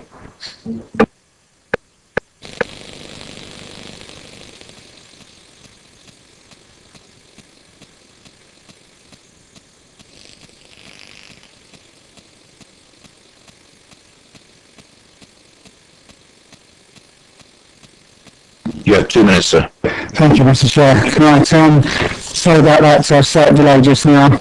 I just wanted to say that with regard to these housing numbers, on behalf of several groups I am involved with, which includes Transition Network and BAG and BCA, we would be asking for lower housing targets, not higher housing targets, because none of us is convinced this is sustainable. And without a mandatory sustainability appraisal for every development, which is what we put forward into the comments for the 8th version of the plan, we're not convinced any of this is sustainable and is going to cause problems like you've heard earlier on. Now, that mandatory sustainability assessment, we would also like to see that funded in a way where the council pays for the development sustainable appraisal, and then that money is recovered from the developer. That way we get an even-handed appraisal that takes into account the environment, the economy and the community aspects of it. And then to come back to the comments we've heard earlier on this evening, I can't see why safe policies can't be just transferred over into each version of the plan. We're on the 8th version of the plan now. Everybody else is fed up with reading it, keep on being here late nights with the colleagues all around here trying to read out the policies, all the rest of it. What is the problem? Just get the documentation over into the next version of the plan, change the heading, away you go, and at least you've done all that work and it's kept it there. And then one of the last thing I wanted to say is that we need to keep in mind the transition to a lower carbon, lower energy future, which means we really do need to start looking at resilience and adaptation plans for transport, energy, food, education, and make sure that we can afford to do what we want in the future. We are going to run out of resources. Thank you. Thank you very much. Councillor Behrman, notification should have gone to committee services by 5:30 this evening. And the point is that we are running on a very tight schedule this evening. I will give you 2 minutes, but please, even other councillors had to present their intention to speak. Thank you, Chair. I do assure you I wrote to yourself and copied it in. If it didn't reach here, I know not why. I just wanted, in fact, to say, firstly, I agree wholeheartedly with the thrust of what colleagues from Bramley said. I'm afraid that my conclusion is rather different. As my colleague, Councillor Tilbury, said, we are driving as a borough for economic growth, particularly through the LEP. I've been to a couple of LEP meetings and we're saying this is the centre, bring the growth here. I'm relieved to a certain extent that we're talking about 807. I think the inspector will throw even that out, or there's a very good chance of it, and they'll ask for more. I think 807 is essential to be taken into account now so that we can take on board the pain of where those dwellings will go. And I can make a very good suggestion, like many down, apologies to those who might not like it here, but that is the obvious fight. I've said it many times and I will repeat myself on that. It is important that we get our ducks in a row at this stage rather than panic measures or have it enforced upon us by an inspector. So I think we should be crashing on with the 807 reluctantly, because I think the government should be sending much more activity up north, as a Northern I think that in particular, but that's not happening. And at the moment we've got to accommodate the reality of everything coming down south east, as we've heard in many news reports, and our chancellor is thrilled to bits that we're getting newer and vibrant growth, and we've got to accommodate for that, and if we don't, we'll have it forced upon us by the inspector. So with the reluctance, I say we've got to take this number on board now, plan for it, and then we won't have things forced upon us in a way we don't want. Thank you very much. And by the way, I just say in closing, I do agree with the problems of the water cycle, but as ever, we'll have the houses forced and then be told, now sort it out. Thank you. Thank you, Councillor Behrman, for finishing early. Questions to officers? Councillor Cubitt. Yes. Very briefly, firstly, could you as chair just repeat the three comments that the portfolio holder requested of us, because I think it's important for us to remember those three requests. Would you mind? At least it clarifies what portfolio's member is asking. First, do you as a committee remain content with the methodology that Edge Analytics have used and their conclusion for changing their housing number ranges? Second, what, as a committee, is your response to the officer's recommendation that the figure of 807 is based upon the most robust assumptions? Third, what, as a committee, is your recommendation to me as to an annual housing number in the light of the available evidence? Okay, and then you just said that he said at the end that he asked whether any planning authority had used the mid-level 10 years, and the answer was no. Correct, that Edge Analytics had been advising. any of their clients, in other words. But you never said what they had used in place of the mid-level. Nope, that's not what's written on this paper. Okay, This is two officers. yes. I can't do much more with this. No. What I would just, this can be in debate then, because I'd like to just answer the questions now. No, this is questions to officers, unless you're becoming an officer to answer the questions. No, I'm not becoming an officer. Okay, just very, very quickly then, my question to the officer is, I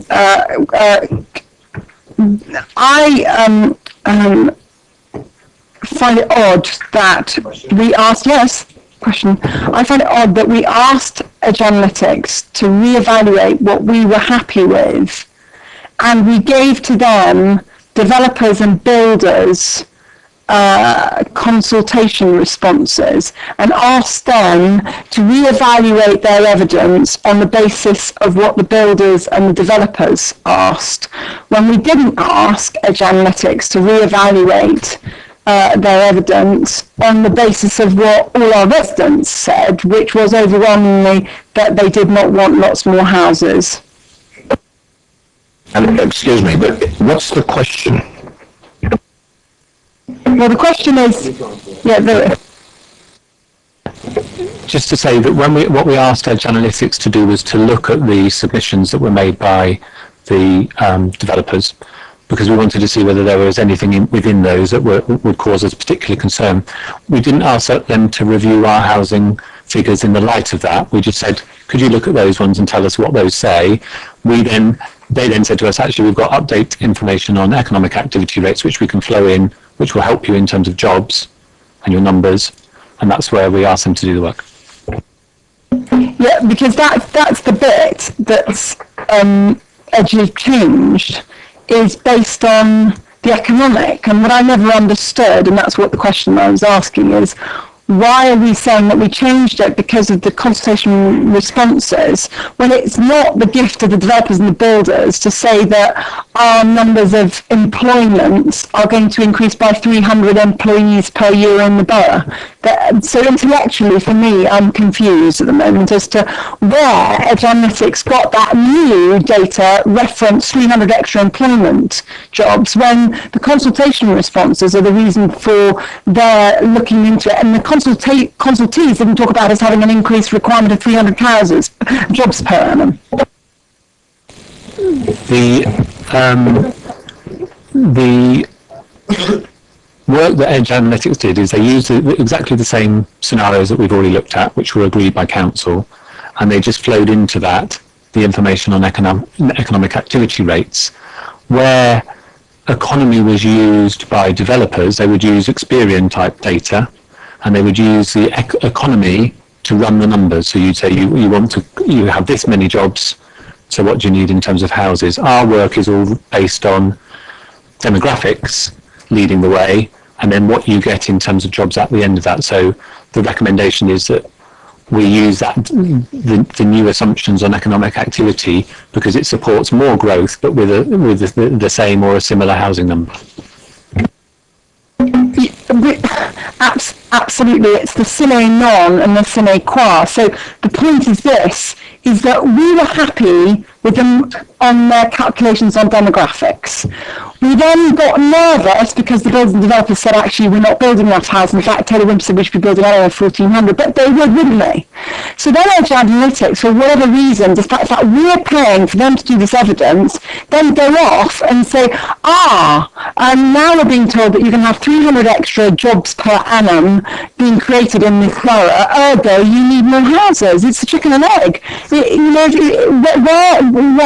Why did they suddenly factor in to their whole numbers and put into this great big sausage machine the 300 jobs per annum?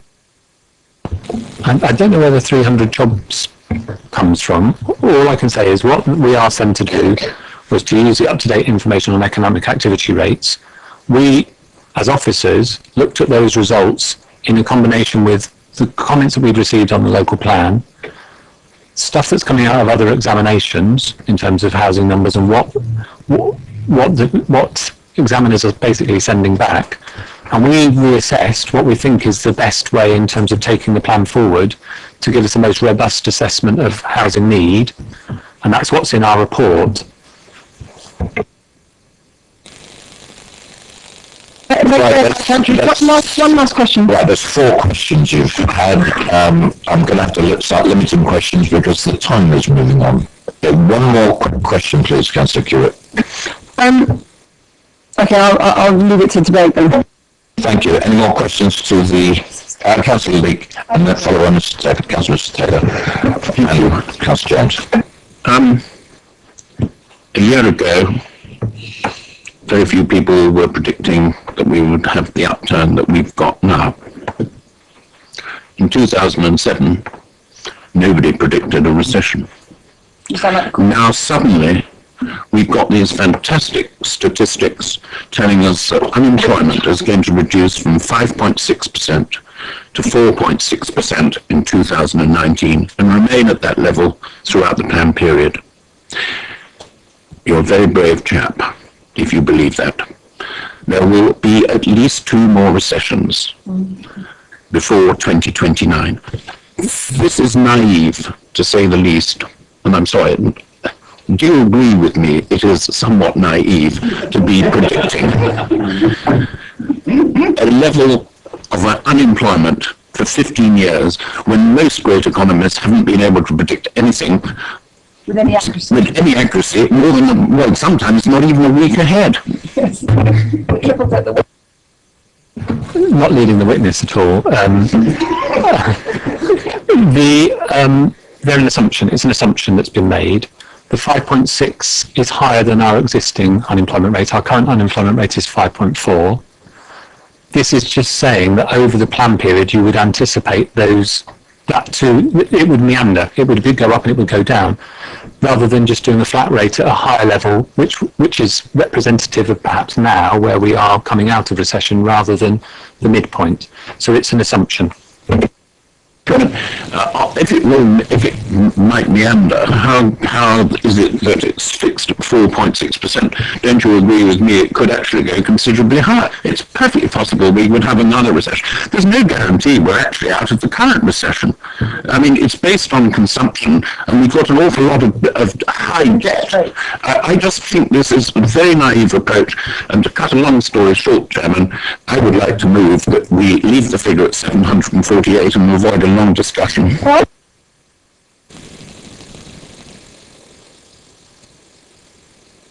Councillor Taylor, before I noted the move of that motion, by the way. So that's on the table then? It's on the table. And seconded. Councillor Kewitt seconded it. And debate it, but then they have to decide unless there's an amendment. Now, moved and seconded. Do you want to debate this? I do have other councillors who've got questions for the officer. Now, I could go right ahead now unless you want to hear more evidence coming from other councillors or see what the officer has said. I'm fairly flexible on this one because I think more information we get. You've had your chance, Councillor Kewitt. You've just asked a question. No, yeah, fine. I've noted that. You've had 4 questions. Is there any more questions to the officers? Councillor Mrs. Taylor. Thank you. Yes, I'd just like to actually really agree with Councillor Leake. First of all, it's at best we're playing catch up, at worst we're just guessing, aren't we? Could I just go to what Councillor Golding said, because I thought he gave a very clear explanation, rather rushed, of the Water Framework Directive and its consequences if we raise our figures. So I would be very interested to hear what officers have to say about his suggestion that if we do raise it above, I think you said 7, well, I know he said 750, I've got the figures here, we are at serious risk of a deterioration in the Water Framework Directive ban status, and that simply cannot happen because it's an EU law and we can't breach it. Could you just make some comment on that, and is that something we should be looking more carefully at? Certainly something I looked at before the committee tonight, because that's certainly something we've tested a certain level, and if we went above that, we would either need to do more testing or you can breach.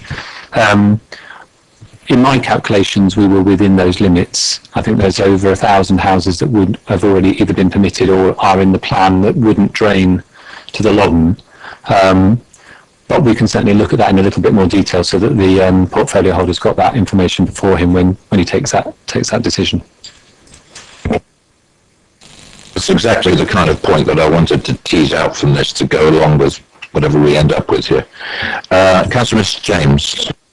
Can I ask, in relation to, I sat on EPP the other night as a sub, and I had a presentation from the LEP on the draft strategic economic plan, and I also had another presentation on master plan for 30 years. Is those two documents, and is our master plan, driving an increase, or to deliver that master plan, will we need to build more houses than the initial housing numbers that we had last year in the draft? The economic master plan sort of sits alongside this, and I think that they're kind of complementary. There's not something in the economic master plan that's saying we're going to deliver 16,000 jobs or something like that. I think the only reference to jobs is how many there may be at Basingview, and this work is separate from that, but they kind of sit alongside one another, but one isn't driving the other, if you see what I mean. Something like that, but what it did say in the papers is that there was a shortage of housing, and that was that in relation to those two documents, both make reference to the shortage of housing. So in relation to it, is that a fact? I don't know the LEP document, but I mean, if either of those make reference, it's just a general point about need, I assume, that housing is required to support the economy, but I don't think it goes any further than that. My other question is, I wonder if you can talk me through 4.5. We're talking here about the state age of pension. There's an uplift. So now, I was going to retire at 65, and now I'm going to retire at 67. Can you just explain to me the impact that has on housing numbers? Essentially, it's not particularly the impact on housing numbers, it's more about the number of people who are of working age. So there will be, the likelihood is that this is where you've seen the numbers of jobs potentially created by the housing, alongside the housing number go up, because you'd have more people in the labour market. So as young people enter the labour market, there's not the corresponding people going out at 16, 65, and over the period of time that will mean that there are a greater number of people working age within that period. So it doesn't drive the number, it demonstrates that there may be the population that's living here will provide more people to work, if you like. So there's more people in the pool of labour living in those houses. But it doesn't mean that we're going to need more houses to deliver that working economy.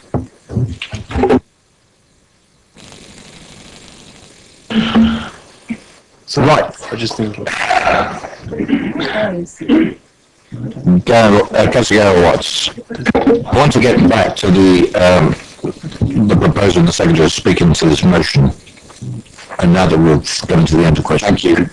Andrew said you're using new data from 2008 to 2011. I wonder if that data is going to be up to date, because we're now in 2014. And I wonder if you could look at, have you got experiences of ever decisions that the inspector's made? Has he been using that particular data? Because that more up-to-date data is showing more growth. Are you confident you can defend that 807? In terms of the data sets, the 2011 stuff is from the census, the 2008 stuff is projections. There isn't a corresponding thing beyond 2008 that we can contrast with. There may be over time. There isn't at this particular point in time. I think what we're saying in this report is we're trying to iron out all the assumptions which we think will be challengeable at the examination to give us a robust figure to take forward. But we make it clear in the report, we still think that there will be quite a strong argument made by others about the economy and how many houses you might need to deliver that. What we're saying is this irons out perhaps all the other issues and gives us a robust figure. Going anything beyond there, then you know you're going to need more sites, etc. So we're trying to be pragmatic about what's the right figure, what we can deliver, what's robust, but acknowledging that there will be some challenge to that. Councillor James, bearing in mind, I know we've had a proposal and a secondary, we're actually not, I'm using that as a vehicle to get a consensus in the committee for its only comments on the 3 items I've enumerated from the portfolio holder that we're supplying. So he's got the ammunition, if you will, of taking this to Cabinet, for Cabinet and then ultimately, I presume, through to Council. Ultimately, through to Council. So I've got Councillor Harley. Thank you, Chair. Andrew, can I just push you on the economic relationship to this? Because in the paper, we talk about the changing the job statistics, the implications of the pension age change, and we talk about the fact that other assumptions have been made by others, which obviously will be tested at EIP. And I didn't note what was said in the paper at 4.8. However, it is likely that the economic-led approach to setting the housing number would be rigorously explored at an examination in public. Now, the bit that I'm trying to square in my head is the robustness bit, because that's obviously key to what Mark is asking us to consider. Now, on the one hand, you're saying that 807, and this is what I assume you're saying, and I'm asking you to correct me really, and just give me an understanding of this.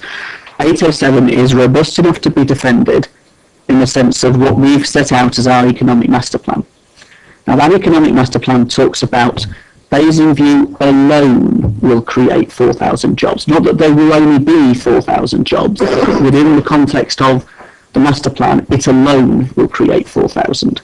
It then goes on to talk about population increases, GVA and productivity and so on, and driving a considerable ambition towards growth. We then have the leader of the council telling us that we have to grow.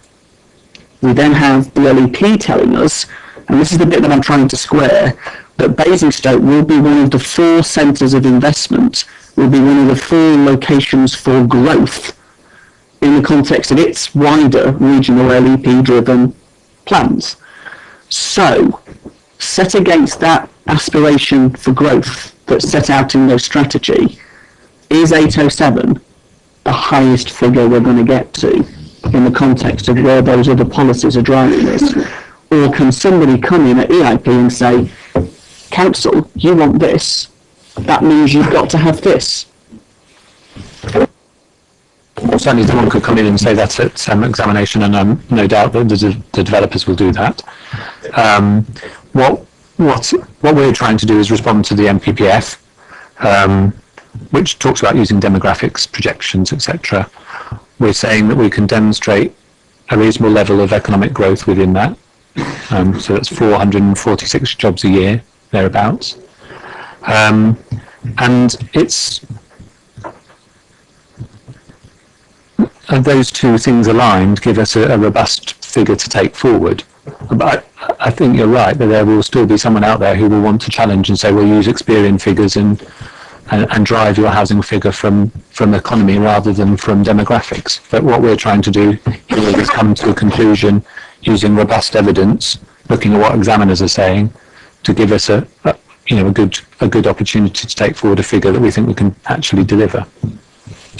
Thank you, Andrew. I appreciate what you're saying. That then raises the question of what Edge Analytics said to us when we discussed the 748 figure.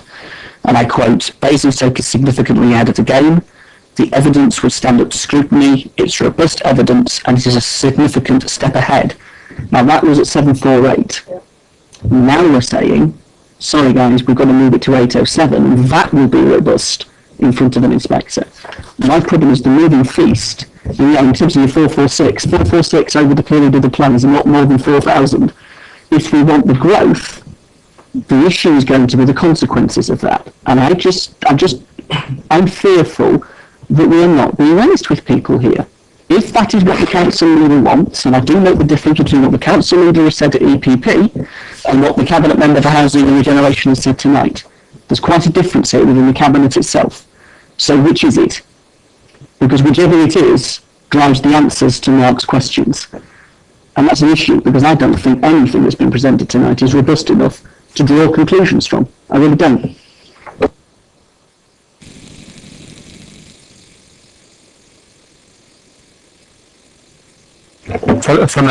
From a planning perspective, as a planning officer, not outside of the political arena, we're saying that based with all our evidence, is a robust figure to take forward. Lots of councils think that they're in that position, but they're getting sent back. So we would go forward with that, thinking that we're in a robust position, but we want members to be aware that there is challenge out there, and there will be challenge whatever figure we present. But this would give us the most robust approach to get to an examination, and we've got, we'd have to be able to demonstrate we've got sites, etc. This, I think, gives us the most sensible approach to get to an examination and have those arguments. If we do anything below that, I think we're going to not even get to an examination. And if I may just quickly, that's my concern. Let's all get to the examination and have the arguments at the examination when it's set with a set of barristers who are going to argue the case and an inspector who will then come up with something. That, to me, I made my point. Thank you, Chair. You're welcome. Councillor Stewart. It's just a supplementary. It's really important. There's questions to officers at the moment. I'm just explaining it's a question. So, in the MPPF, it requires of us a demographic-led projection.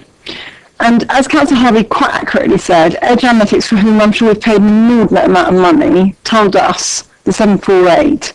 I, with a very heavy heart, accepted that 748 and was told, as Councillor Harvey said, we were ahead of the curve, blah, blah, blah.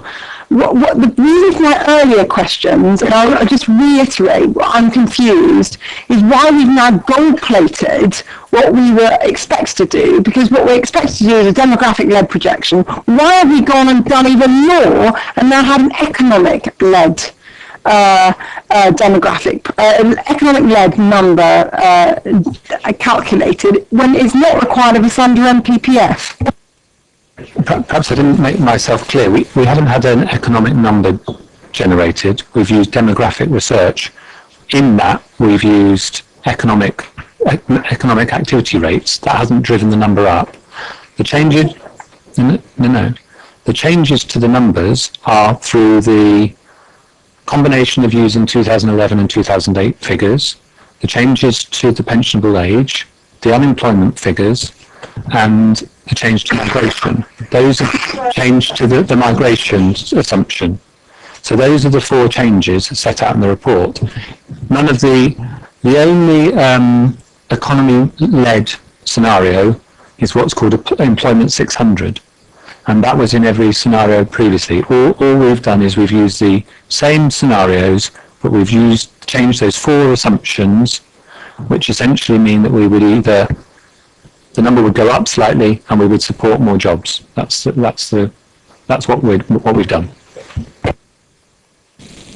I'm sorry, but what I don't understand is that your final sentence is the number of the projection is that there's going to be greater number of jobs, which is going to require greater number of houses. If that's not economic-led increase in numbers, I don't know what is. No,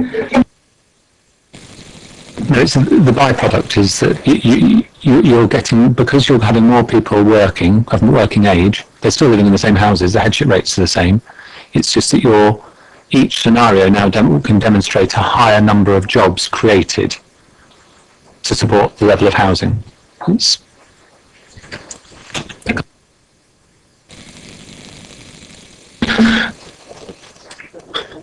Right. Once again, Councillor James, a question. Do the figures that were being presented tonight take account of the under-delivery over the last 2 years? Do we have to add those on, or 3 years? Do we need to add those on, or is that additional to? So whichever figure we look at, is that, and do we need to consider in that housing number as well, the figure, the 5% buffer that we need to add on? I think we're talking about two different things, 5-year supply and the housing figure over the period. This would be 807 from 2011 through to 2029, so whatever that totals, you would then offset anything that you've already delivered from that figure, as you would have done previously, and then that would leave you with your outstanding requirement to be met by 2029. The 5% buffer is on your 5-year supply, which is a sort of separate from that.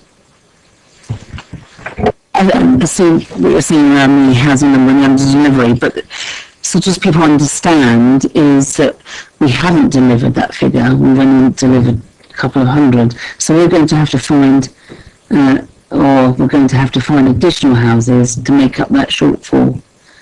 Is that not the case? Or how do we make up that shortfall? Or we just there are more houses built within a certain years? The rates that we present to you through the AMR set out what we've delivered on an annual basis. So those are offset from the figure.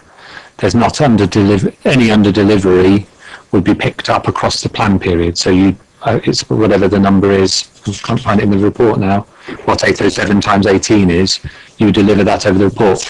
The difference would be that you would need additional sites to make up the difference between 748 and 807 over the plan period. Right. I'm not, well, at the moment I'm not going to go to debate because I'm going to go to the motion that's put forward to see if we can get some consensus about it and try and answer the portfolio holders' 3 questions here. Proposed by Councillor Leake, seconded by Councillor Cubitt. Have you anything more to add? Because you both expressed views just before that. And then we'll get the rest of the members to debate that. And I would like to come to a conclusion with these 3 points that the portfolio holders requested. Councillor Leake. I don't want to say very much, but Andrew is perfectly entitled to his views, so the advice he receives, and I respect that. But I heard Councillor Harvey talking about Basing View alone will create 4,000 jobs. I would, how do we know? I mean, we haven't created any new jobs on Basing View over the past 14 years, and I know we've now got John Lewis and Waitrose coming, but it's a long way from where we are to the 4,000, and I hear about aspirations for growth. We've all spoken about our aspirations for this town, but it hasn't really materialized, and I just worry that we are just fiddling around with numbers because somebody's come up with a reduction in unemployment from 5.6 to 4.6 and assume that lasts for a long time. They may be right, they may be wrong, but we could be having this discussion in another year's time, and I bet those numbers will have changed again. We reached a conclusion on 748. I just think we should live with that. It's as good as any other number. It's one that we all agreed on, or certainly the majority agreed on, and I don't think there's a really proven case for change. Thank you. Councillor Stewart. I agree completely with what Councillor Leeks just said, and that's all I'm going to say. Any debate necessary? Councillor Gardner?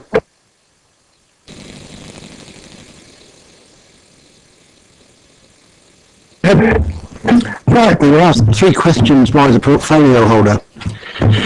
Are we content with the methodology? Well, I am. Am I content with the response by the officers? Well, I am. So from a demand point of view, I would agree with 807. However, I accept that there is a supply constraint on water quality. Therefore, I would say that the number that I would recommend to the portfolio holder would stay at 748.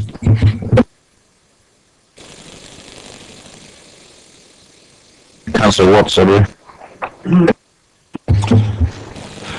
Yes, so last time we discussed this and settled on 748, what I said was at least 748, and the other number on the table was 770, but it could be anywhere between them.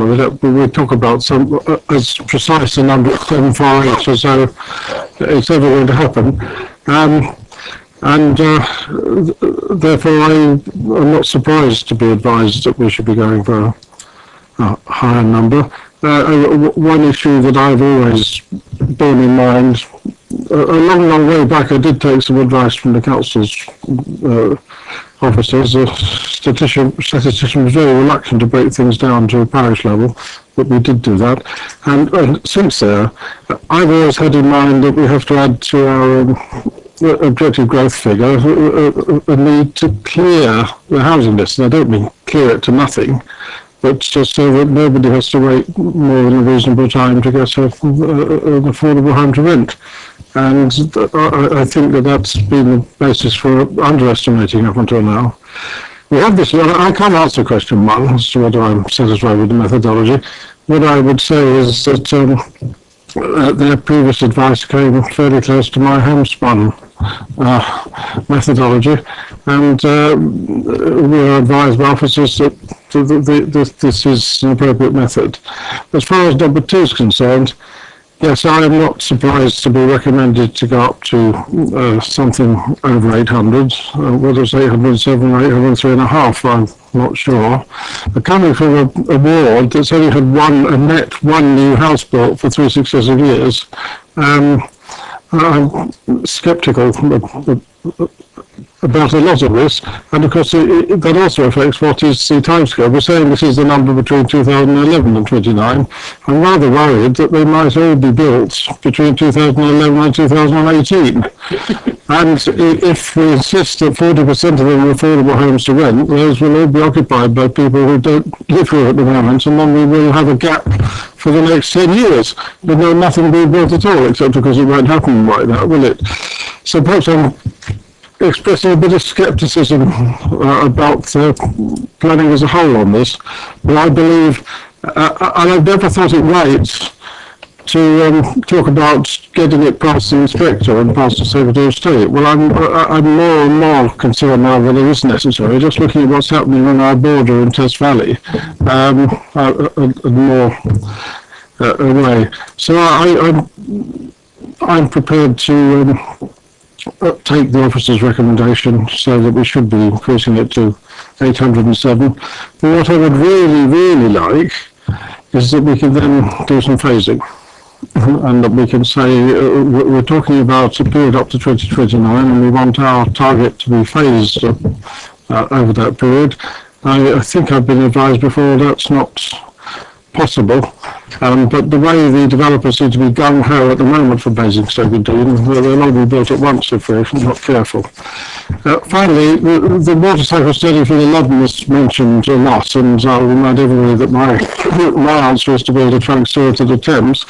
But now we also have a problem with the Upper Test Aquifer, if we're increasing the numbers in Whitchurch and Overton, indeed at Oakley. So I don't know about the Kinnet, but we have a water or a sewage problem over the whole of the borough, not just in the Loddon catchment.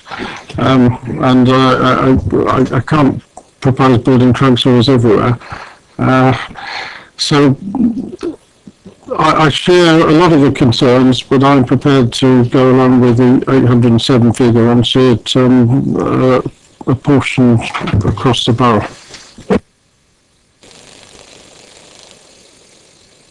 Now, sorry, there was another councillor down there. I know Councillor Harvey's, but down here, Keith, Councillor Watts. Thank you, Chair.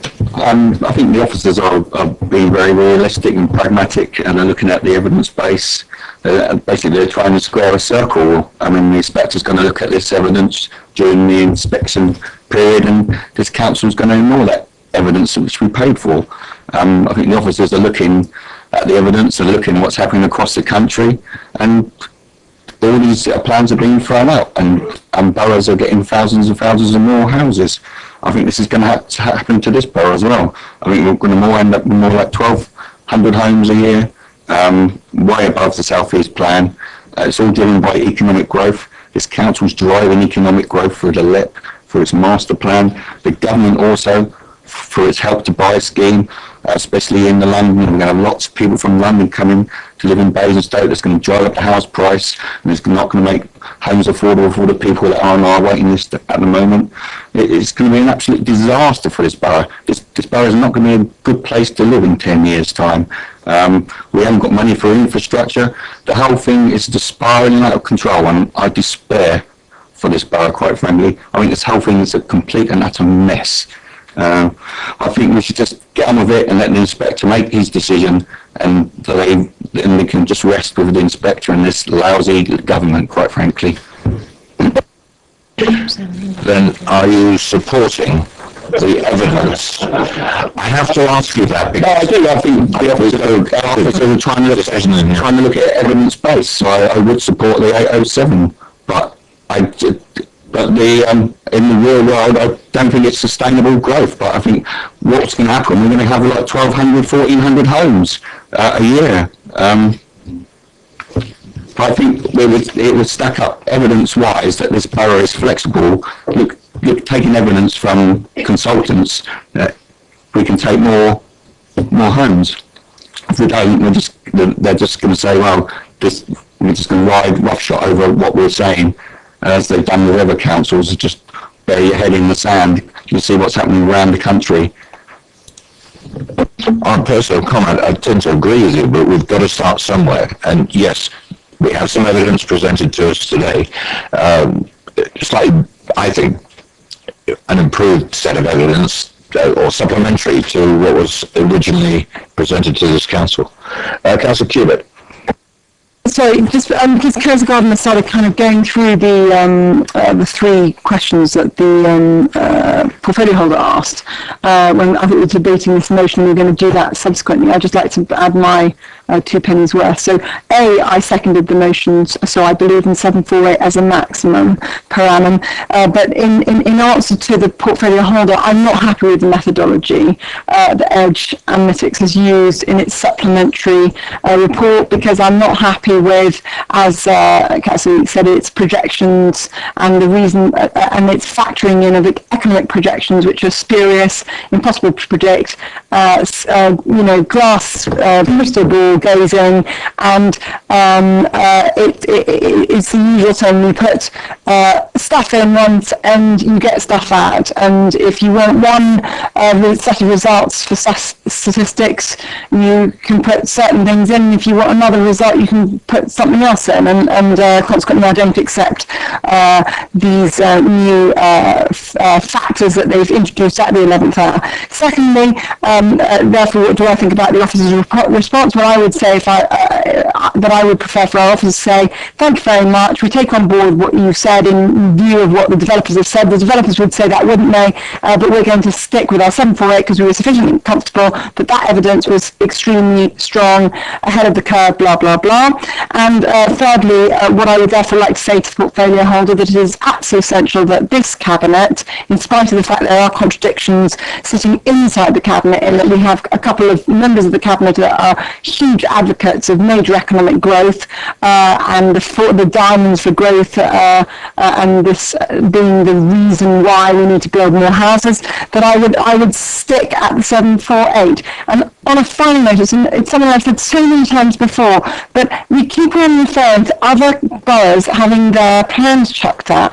They've put in really low numbers. They've built hardly any houses. We've built more houses than most of the boroughs around by a huge amount. Like, Reading has got the same population as us, and they're putting in their plan had something like 500 or 600 houses per annum. We're building 1,400 houses per annum. So I just think, Andrew, and I've said this to you before, and I say it to the portfolio holder, is that I really don't think it's relevant that other boroughs have had their plans rejected by the inspector. It is not relevant in Basingstoke. Even Maria Miller, our MP, says it's not relevant. We've done our fair share. We've built masses more houses than anybody else, and therefore to put an increase in the number because we're terrified of the other number being rejected is kind of politics of lunacy. Thank you. Councillor Harvey. Thank you, Chair. I just feel that this debate, every single time we have it, is as has already been said, it's a bit like Groundhog Day. We had exactly the same debate when we were throwing around the figure of 594. It's robust councillors. It'll stand up to scrutiny councillors. We'll be able to defend it at EIP councillors. Well, that's died a death. It's gone. Then we're told we'll have an interim figure of 770. It's robust councillors. It'll stand up to scrutiny councillors. Don't worry, it'll be there at EIP councillors. Well, we then got to 748. And I've already read out what Edge Analytics said about 748. The issue is, with all of this, who's driving what part of this moving feast? Because you can pick what you like tonight, and it will change. And the reality of this is the economic plan. You know, Councillor Sanders sat in EPP last week, and I said quite clearly, if you take the full length of this plan, running through beyond the local plan period, you're probably looking at nearly 6,000 to 8,000 houses to be delivered on Manydown, and that's where I think we have the opportunity, if we're good at managing the development and ensuring that we get it right. A few years ago, I was being castigated for rolling this whole. It's amazing how things change. To have the council leaders sat there at EPP saying we must have economic growth, we must have considerable economic growth. And then to have the LEP tell us that we must have considerable economic growth. And when the LEP has a former cabinet member of Basingstoke and Dean that sits on its board, it has a board made up of significant figures from Basingstoke on its board. So who's driving what here? On the one hand, of course we want good jobs. Of course you want good employers in Basingstoke. We have been a good home to good employers and with good jobs throughout the history of this town. You know, from Thornycroft right the way through to where we are now in the retail sector with Festival Blazers, as much with Barclay and so on. You have a range of employers in this town. We always have had a good mixed economy. The issue is what's driving the figures. And if we're talking about 8,000 jobs over the period in the life of this plan, then I just think there needs to be some honesty. You know, is Councillor Golding right on one side of the cabinet with what he's suggesting, or is Councillor Sanders right on the other side of cabinet with what he is suggesting? Because you can't have both. And the problem with Mark and for Mark is that he's caught in the middle of this, because he's got to find 1,500 more. You know, the administration have got to find 1,500 more units on another greenfields from somewhere. So much for Maria's pledge of protecting our green fields. The point is, the methodology is robust enough to the arguments you deploy. It's robust enough for how your barrister chooses to play it at EIP. And the report tells us that those developers will come to EIP and will use our own evidence against us to drive the figures even higher. So what are you going to do? In terms of the 807 and the robust assumptions, well, 594 wasn't robust. We're now being told 748 isn't robust. And I really do question at the end of the day, with the Treasury driving the agenda in the way that it is and what Osborne has been saying, the reality of 807. So again, who's driving what? And finally, in terms of the questions earlier about protection for Bramley, there's no protection. There's no protection in the MPP. There's a presumption in favour of development. And between now and when this local plan gets adopted, every developer is going to throw everything in the kitchen sink at this borough to try and get their proposals through before we adopt a local plan. So these numbers are going to change. This is going to continue to be a moving feast no matter what you do tonight. And it kind of feels like, just to put this in context, as if it's like a game of Russian roulette. You know, each time we look at the evidence, we spin the evidence, and again we wind up shooting another green field. That's the reality of this. So where are the 1,500 going to go? Which green field will other green fields, because we've got Razors, Kiln and Kenyon that have all gone through appeal, which other green fields is the administration going to pick? Which other communities are going to see their green fields picked out to fulfil the 1,500? And that's assuming that that's where we stop. That's assuming where you can stop. Yeah. That's assuming that you can stop. Because I genuinely think this entire process is going to get unpicked at EIP. I really do. Thank you. Councillor Peach. Thank you, Chairman. I just simply wanted to reflect on the same opinion everybody else has got here. I think obviously when this goes to the planning inspector, I assume they will do as they see fit with us, and there's not a great deal we can do about that. But in the meantime, I have concerns, and I've always had concerns about a theoretical capacity of Basingstoke. What can it actually handle? No matter what you want it to handle, or what you think Basingstoke should have, what can it handle? Where is the limit? And we've got a little bit of insight today which suggested, under the water study, 13,641, I think it was, furthermore, until our water starts becoming so polluted that we are in complete and utter contravention of EU regulations. So for me, that starts suggesting there is some level of capacity. And so, from my point of view, there was a commitment from Andrew that he would look at the water cycle study and analyse that further and try and understand its effect on the housing number. And for that, perhaps standalone 807 people, you may be able to look at this and accept to a certain degree. But from my point of view, I'm sticking with the 748. I support the motion, and I don't see how, if we're going to class this as robust evidence, then we need to look at all the other robust evidence. But at the end of the day, I say we'll go with 748, and if it gets changed, that's kind of beyond ourselves. But from my point of view, and from what I hear from the people of this borough, they're saying they don't want more houses. They want a lower housing number. And so for me, as I say, I support the motion of 748. Thank you. Councillor Miss Taylor. Yes, I'd just like to say that I appreciate all the work that Andrew and his team have done looking at these statistics, and I dare say they get quite frustrated with us because we don't grasp them quite as quickly. But then, you've been living and breathing them for the last 10 years. The trouble with looking at all these things through a microscope for too long, though, is that you do miss the big picture. And I think our task is to try and look at the big picture. And for me, the big picture, is what Councillor Peach had just said. We know what most of the people in the borough want, and it isn't to increase the number that we've already got. But what I also believe is that whatever number we come up with, pick a number, the planning inspector is going to want to make it bigger. So I don't think it's going to make a lot of difference whether we go for 750, 850, 950. I think we are going to be asked for more. That's the big picture to me. Councillor Watts says we must heed our consultants, but I would say you pick your consultants and they'll say whatever. And the edge approach hasn't actually got anything to back it up as sound. So I don't see why we should think this one is any better than any other. So I agree. What Councillor Leek said, 748 is as good as any. It was good before, and I don't see that anything has changed to make us be any wiser about what's going to be right for Basingstoke, because at the end of the day, we don't actually make that decision. Let's get the ball rolling. I would stick with 748. Thank you. Thank you. We've Councillor James, and then I'm going to ask for comments on which way this is going up to Cabinet, using the three criteria or questions, if you like, from the portfolio holder. Thank you. Said it before and I'll say it again.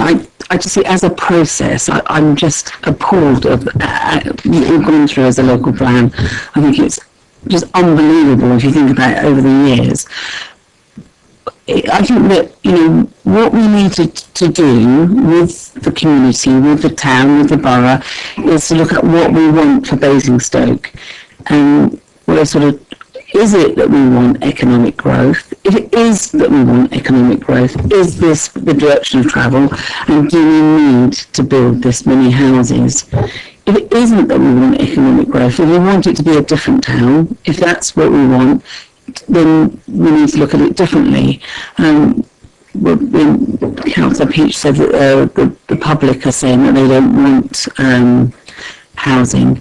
Do they then not want the economic delivery of this town? It's understanding what we want. And I think there needs to be a much bigger debate about, first of all, our economic master plan. Is it the right master plan for this town? If it is the right master plan, what is it that we absolutely need to deliver that master plan? And we need to think about this differently. I just think this whole process for me is muddled. It is being driven by different arms of the council. Others are against it, and there isn't unity within the administration as to where they're going.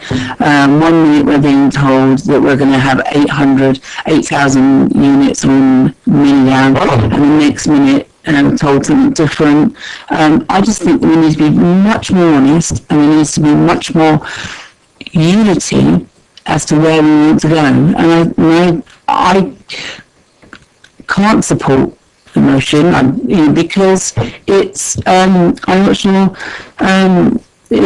it's such a mess. We're not going to be able to agree that in relation to the evidence we've got tonight, in relation to everything else that I've sat in last week, in relation to the economic strategy we've been told about of this borough. So in agreeing that, is that contrary to this delivery of the economy? Can I agree to any other figure? No, I just think this is a flawed process, and therefore I won't be agreeing to any figure. And I think we need to think again. Thank you. Councillor Cubitt, we're done. I'm going to go to the motion. We've got to come to a conclusion here about which way we're going to go. What I intend to do is go through the 3 points that the portfolio holder has asked for. I've heard views of numbers here of 748. That's the motion. Does anyone want to propose an amendment to that with another number? Because I'm looking at two numbers here. You either support the motion or you support an alternative to the motion. You vote against it, yeah. Okay. You're saying the same thing. Okay. But to the portfolio holder, if that's the case, right then, first question, and I'll use this as a question for the vote, so there'll be essentially 3 votes. Do you, as a committee, remain content with the methodology that Edge Analytics have used and the conclusions for changing their housing number ranges? Like to vote no. Well, that's because that's the answers he wants. I can't do. He's asked you as a committee for to answer that question.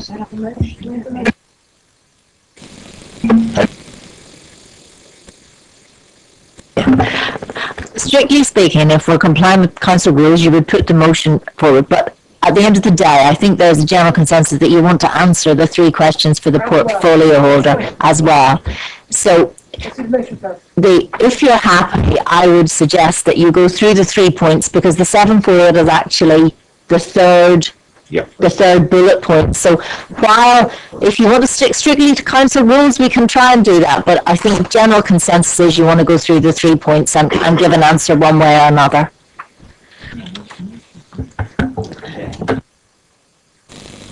Councillor Arnold, you heard the officer's suggestions. I appreciate what the officers have said, and thank you, Karen, for, in terms of just having a straight vote. Are you content with the methodology?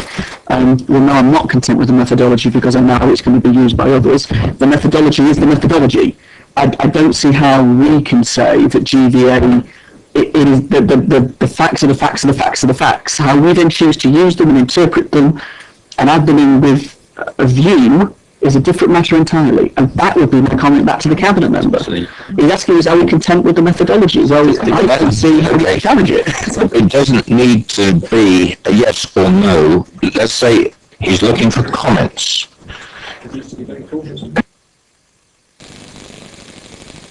Somebody needs to propose something that they can say.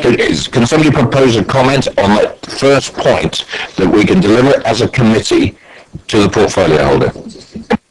Councillor Lee. I'd like to propose that we cannot accept the assumption that unemployment will fall to 4.6% throughout from now to 2019 and remain at that level to 2029, and therefore the number is flawed. So basically, it's the level of assumptions that we find are flawed within the methodology. I think that I heard from several members. Would you be content with that to go to the portfolio holder, Councillor Harvey? But simply, Chair, how more robust are these than any others that we've had in front of us today?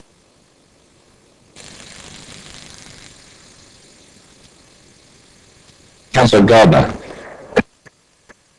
The figure of 4.6, I don't think was actually a target that's going to go down to and remain flat. It's going to be averaged at, and it will be above that, it will be below that, but that is the assumption in the methodology, and it's probably not unreasonable. So yes, I accept the methodology if you want an answer to the question. My answer is yes.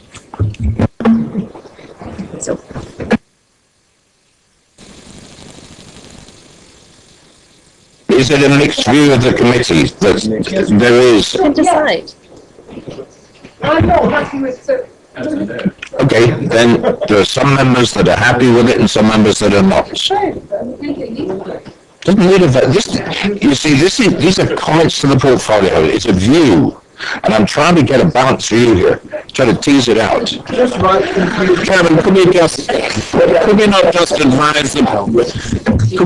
advise the portfolio holder that there were different views as to whether or not? Absolutely, that's what we will go with. As long as that's the agreed view, we can put that in. Good. And if you watch the webcast, you'll understand that comment. Second, what is the committee's response to the officer's recommendation that the figure of 807 is based on the most robust assumptions? Again, I would like to suggest that there were different views, I'm afraid. I don't think we could possibly all agree. Kazari. I don't see how in the world you can draw any conclusion because none of the figures have been proven robust so far. That's the point. But as I hear from Andrew, it's going to have to wait till it gets to examination. And that will... I am supporting that figure, but I can't support his wording. As it happens, I'm not qualified to say whether, and I'm not sure any of the rest of us are. Yeah, I'm going to submit that it's mixed views from the committee. There's nothing more that we can do. Councillor Cubitt. A classic example is what if the interest rates go up to 7%? What impact would that have? Well, I'm sorry, but you put any variables into a methodology, as been said around the table, we can come up with umpteen answers. I know something about statistics and methodologies, and so in a way, it's a question you can't answer. Number 3, what, as a committee, is your recommendation to me as an annual housing number in the light of the available evidence and obviously the views from around the table? There's a motion, 748 and seconded. But I'd like it to be recorded.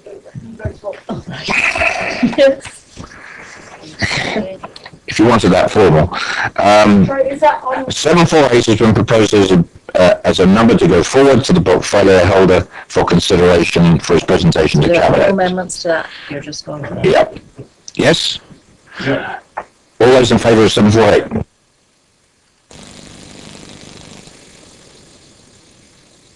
Those against? Sorry, no, we need to, we'd asked for it to be recorded, Okay. didn't we? You've got 1, 2, 3, Can 4. you put your hand up?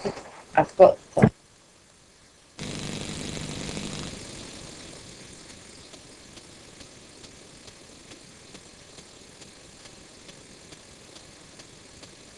Those against?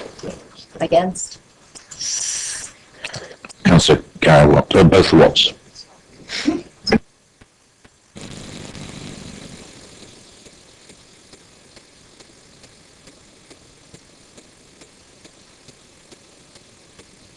I'd like to mention the last line of this, by the way, that the portfolio holder will welcome any individual comments from the members of this committee if you'd like to email him and make your points known.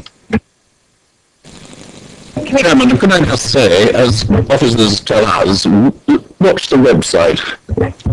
You'll be able to pick it up. Councillor Kim. Can I just say that we talk as if we're not in control of our own destiny when it comes to the planning inspector, but can I advise the council, and particularly the portfolio holder, that he has an extremely good barrister who costs an enormous amount of money, that represents the interests of the majority view of the council, and will be defending the best in the land. Thank you for that. Right, I'm going to move on to the next paper and call Mike back to the table, who's been very patient. I've been trying to move this along because I've trying to consider his working hours as well. I'm going to call a 2-minute break. I know standing orders come in 20 minutes, but a quick comfort break. Back in a couple of minutes.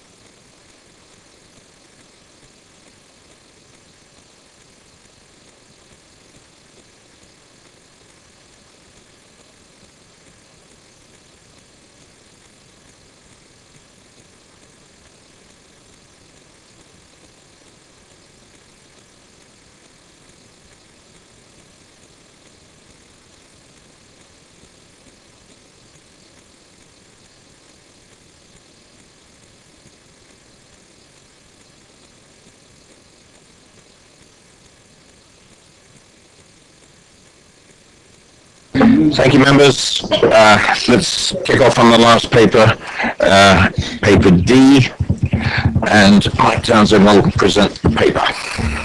Thank you, Chair. The background to this paper, members, is that the Hampshire County Council have confirmed they're going to be withdrawing their own adopted parking standards in April 2014.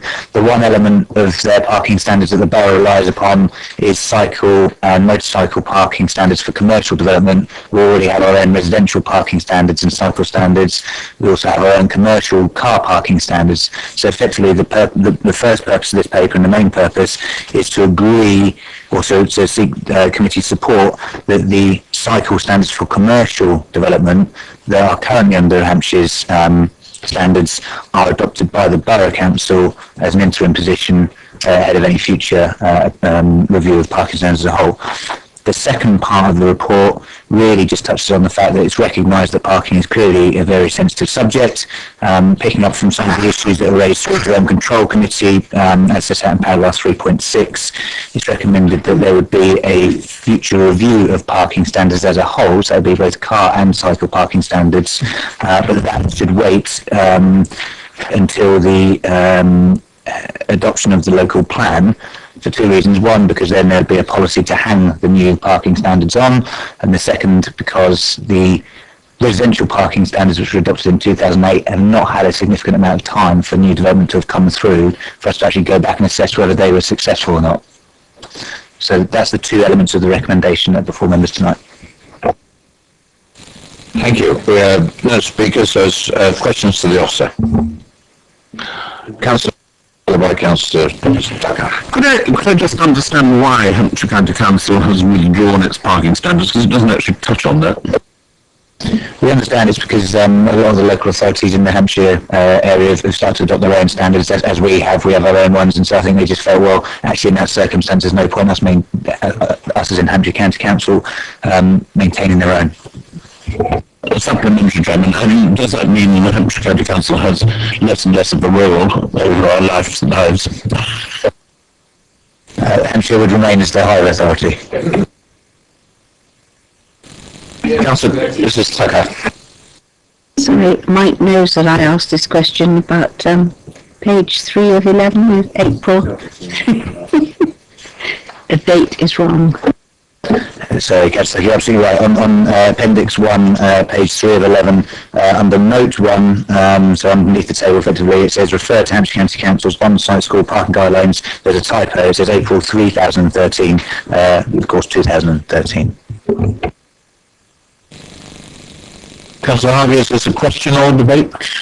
Quick question. Right, in terms of this being implemented on obviously on new developments, I understand all of that. When we talk about regen, and when we talk about schemes that would still have to come through the planning permission, but nonetheless not be about building new homes, for example, we're doing estate areas, garage areas and so on, would what you're seeking to do here apply? And if it did, how would we review the relationship between what was and what is? Would it just simply be an application of this? Or would you be able to take into consideration, for example, the context of a garage forecourt area in an old style estate? I think I understand the question, but I might just come back for clarification. Essentially, what this is saying is that we carry on as we are.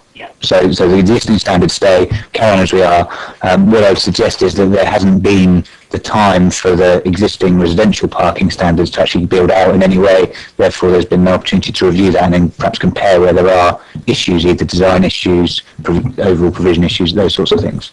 So I think it needs time for that to have come through the system. Councillor Watts, question? Yes, so Mike probably knows why I'm asking this as well. Is there an intention to enforce these standards? In terms of decision making, then yes, they'd be applied to the planning application process. So these standards would form the basis of our assessment of a planning application. And what priority is given to enforcement of the cycle parking standards then? If the cycle parking was required and secured by condition, it would be the same as all other conditions that are enforced. No more questions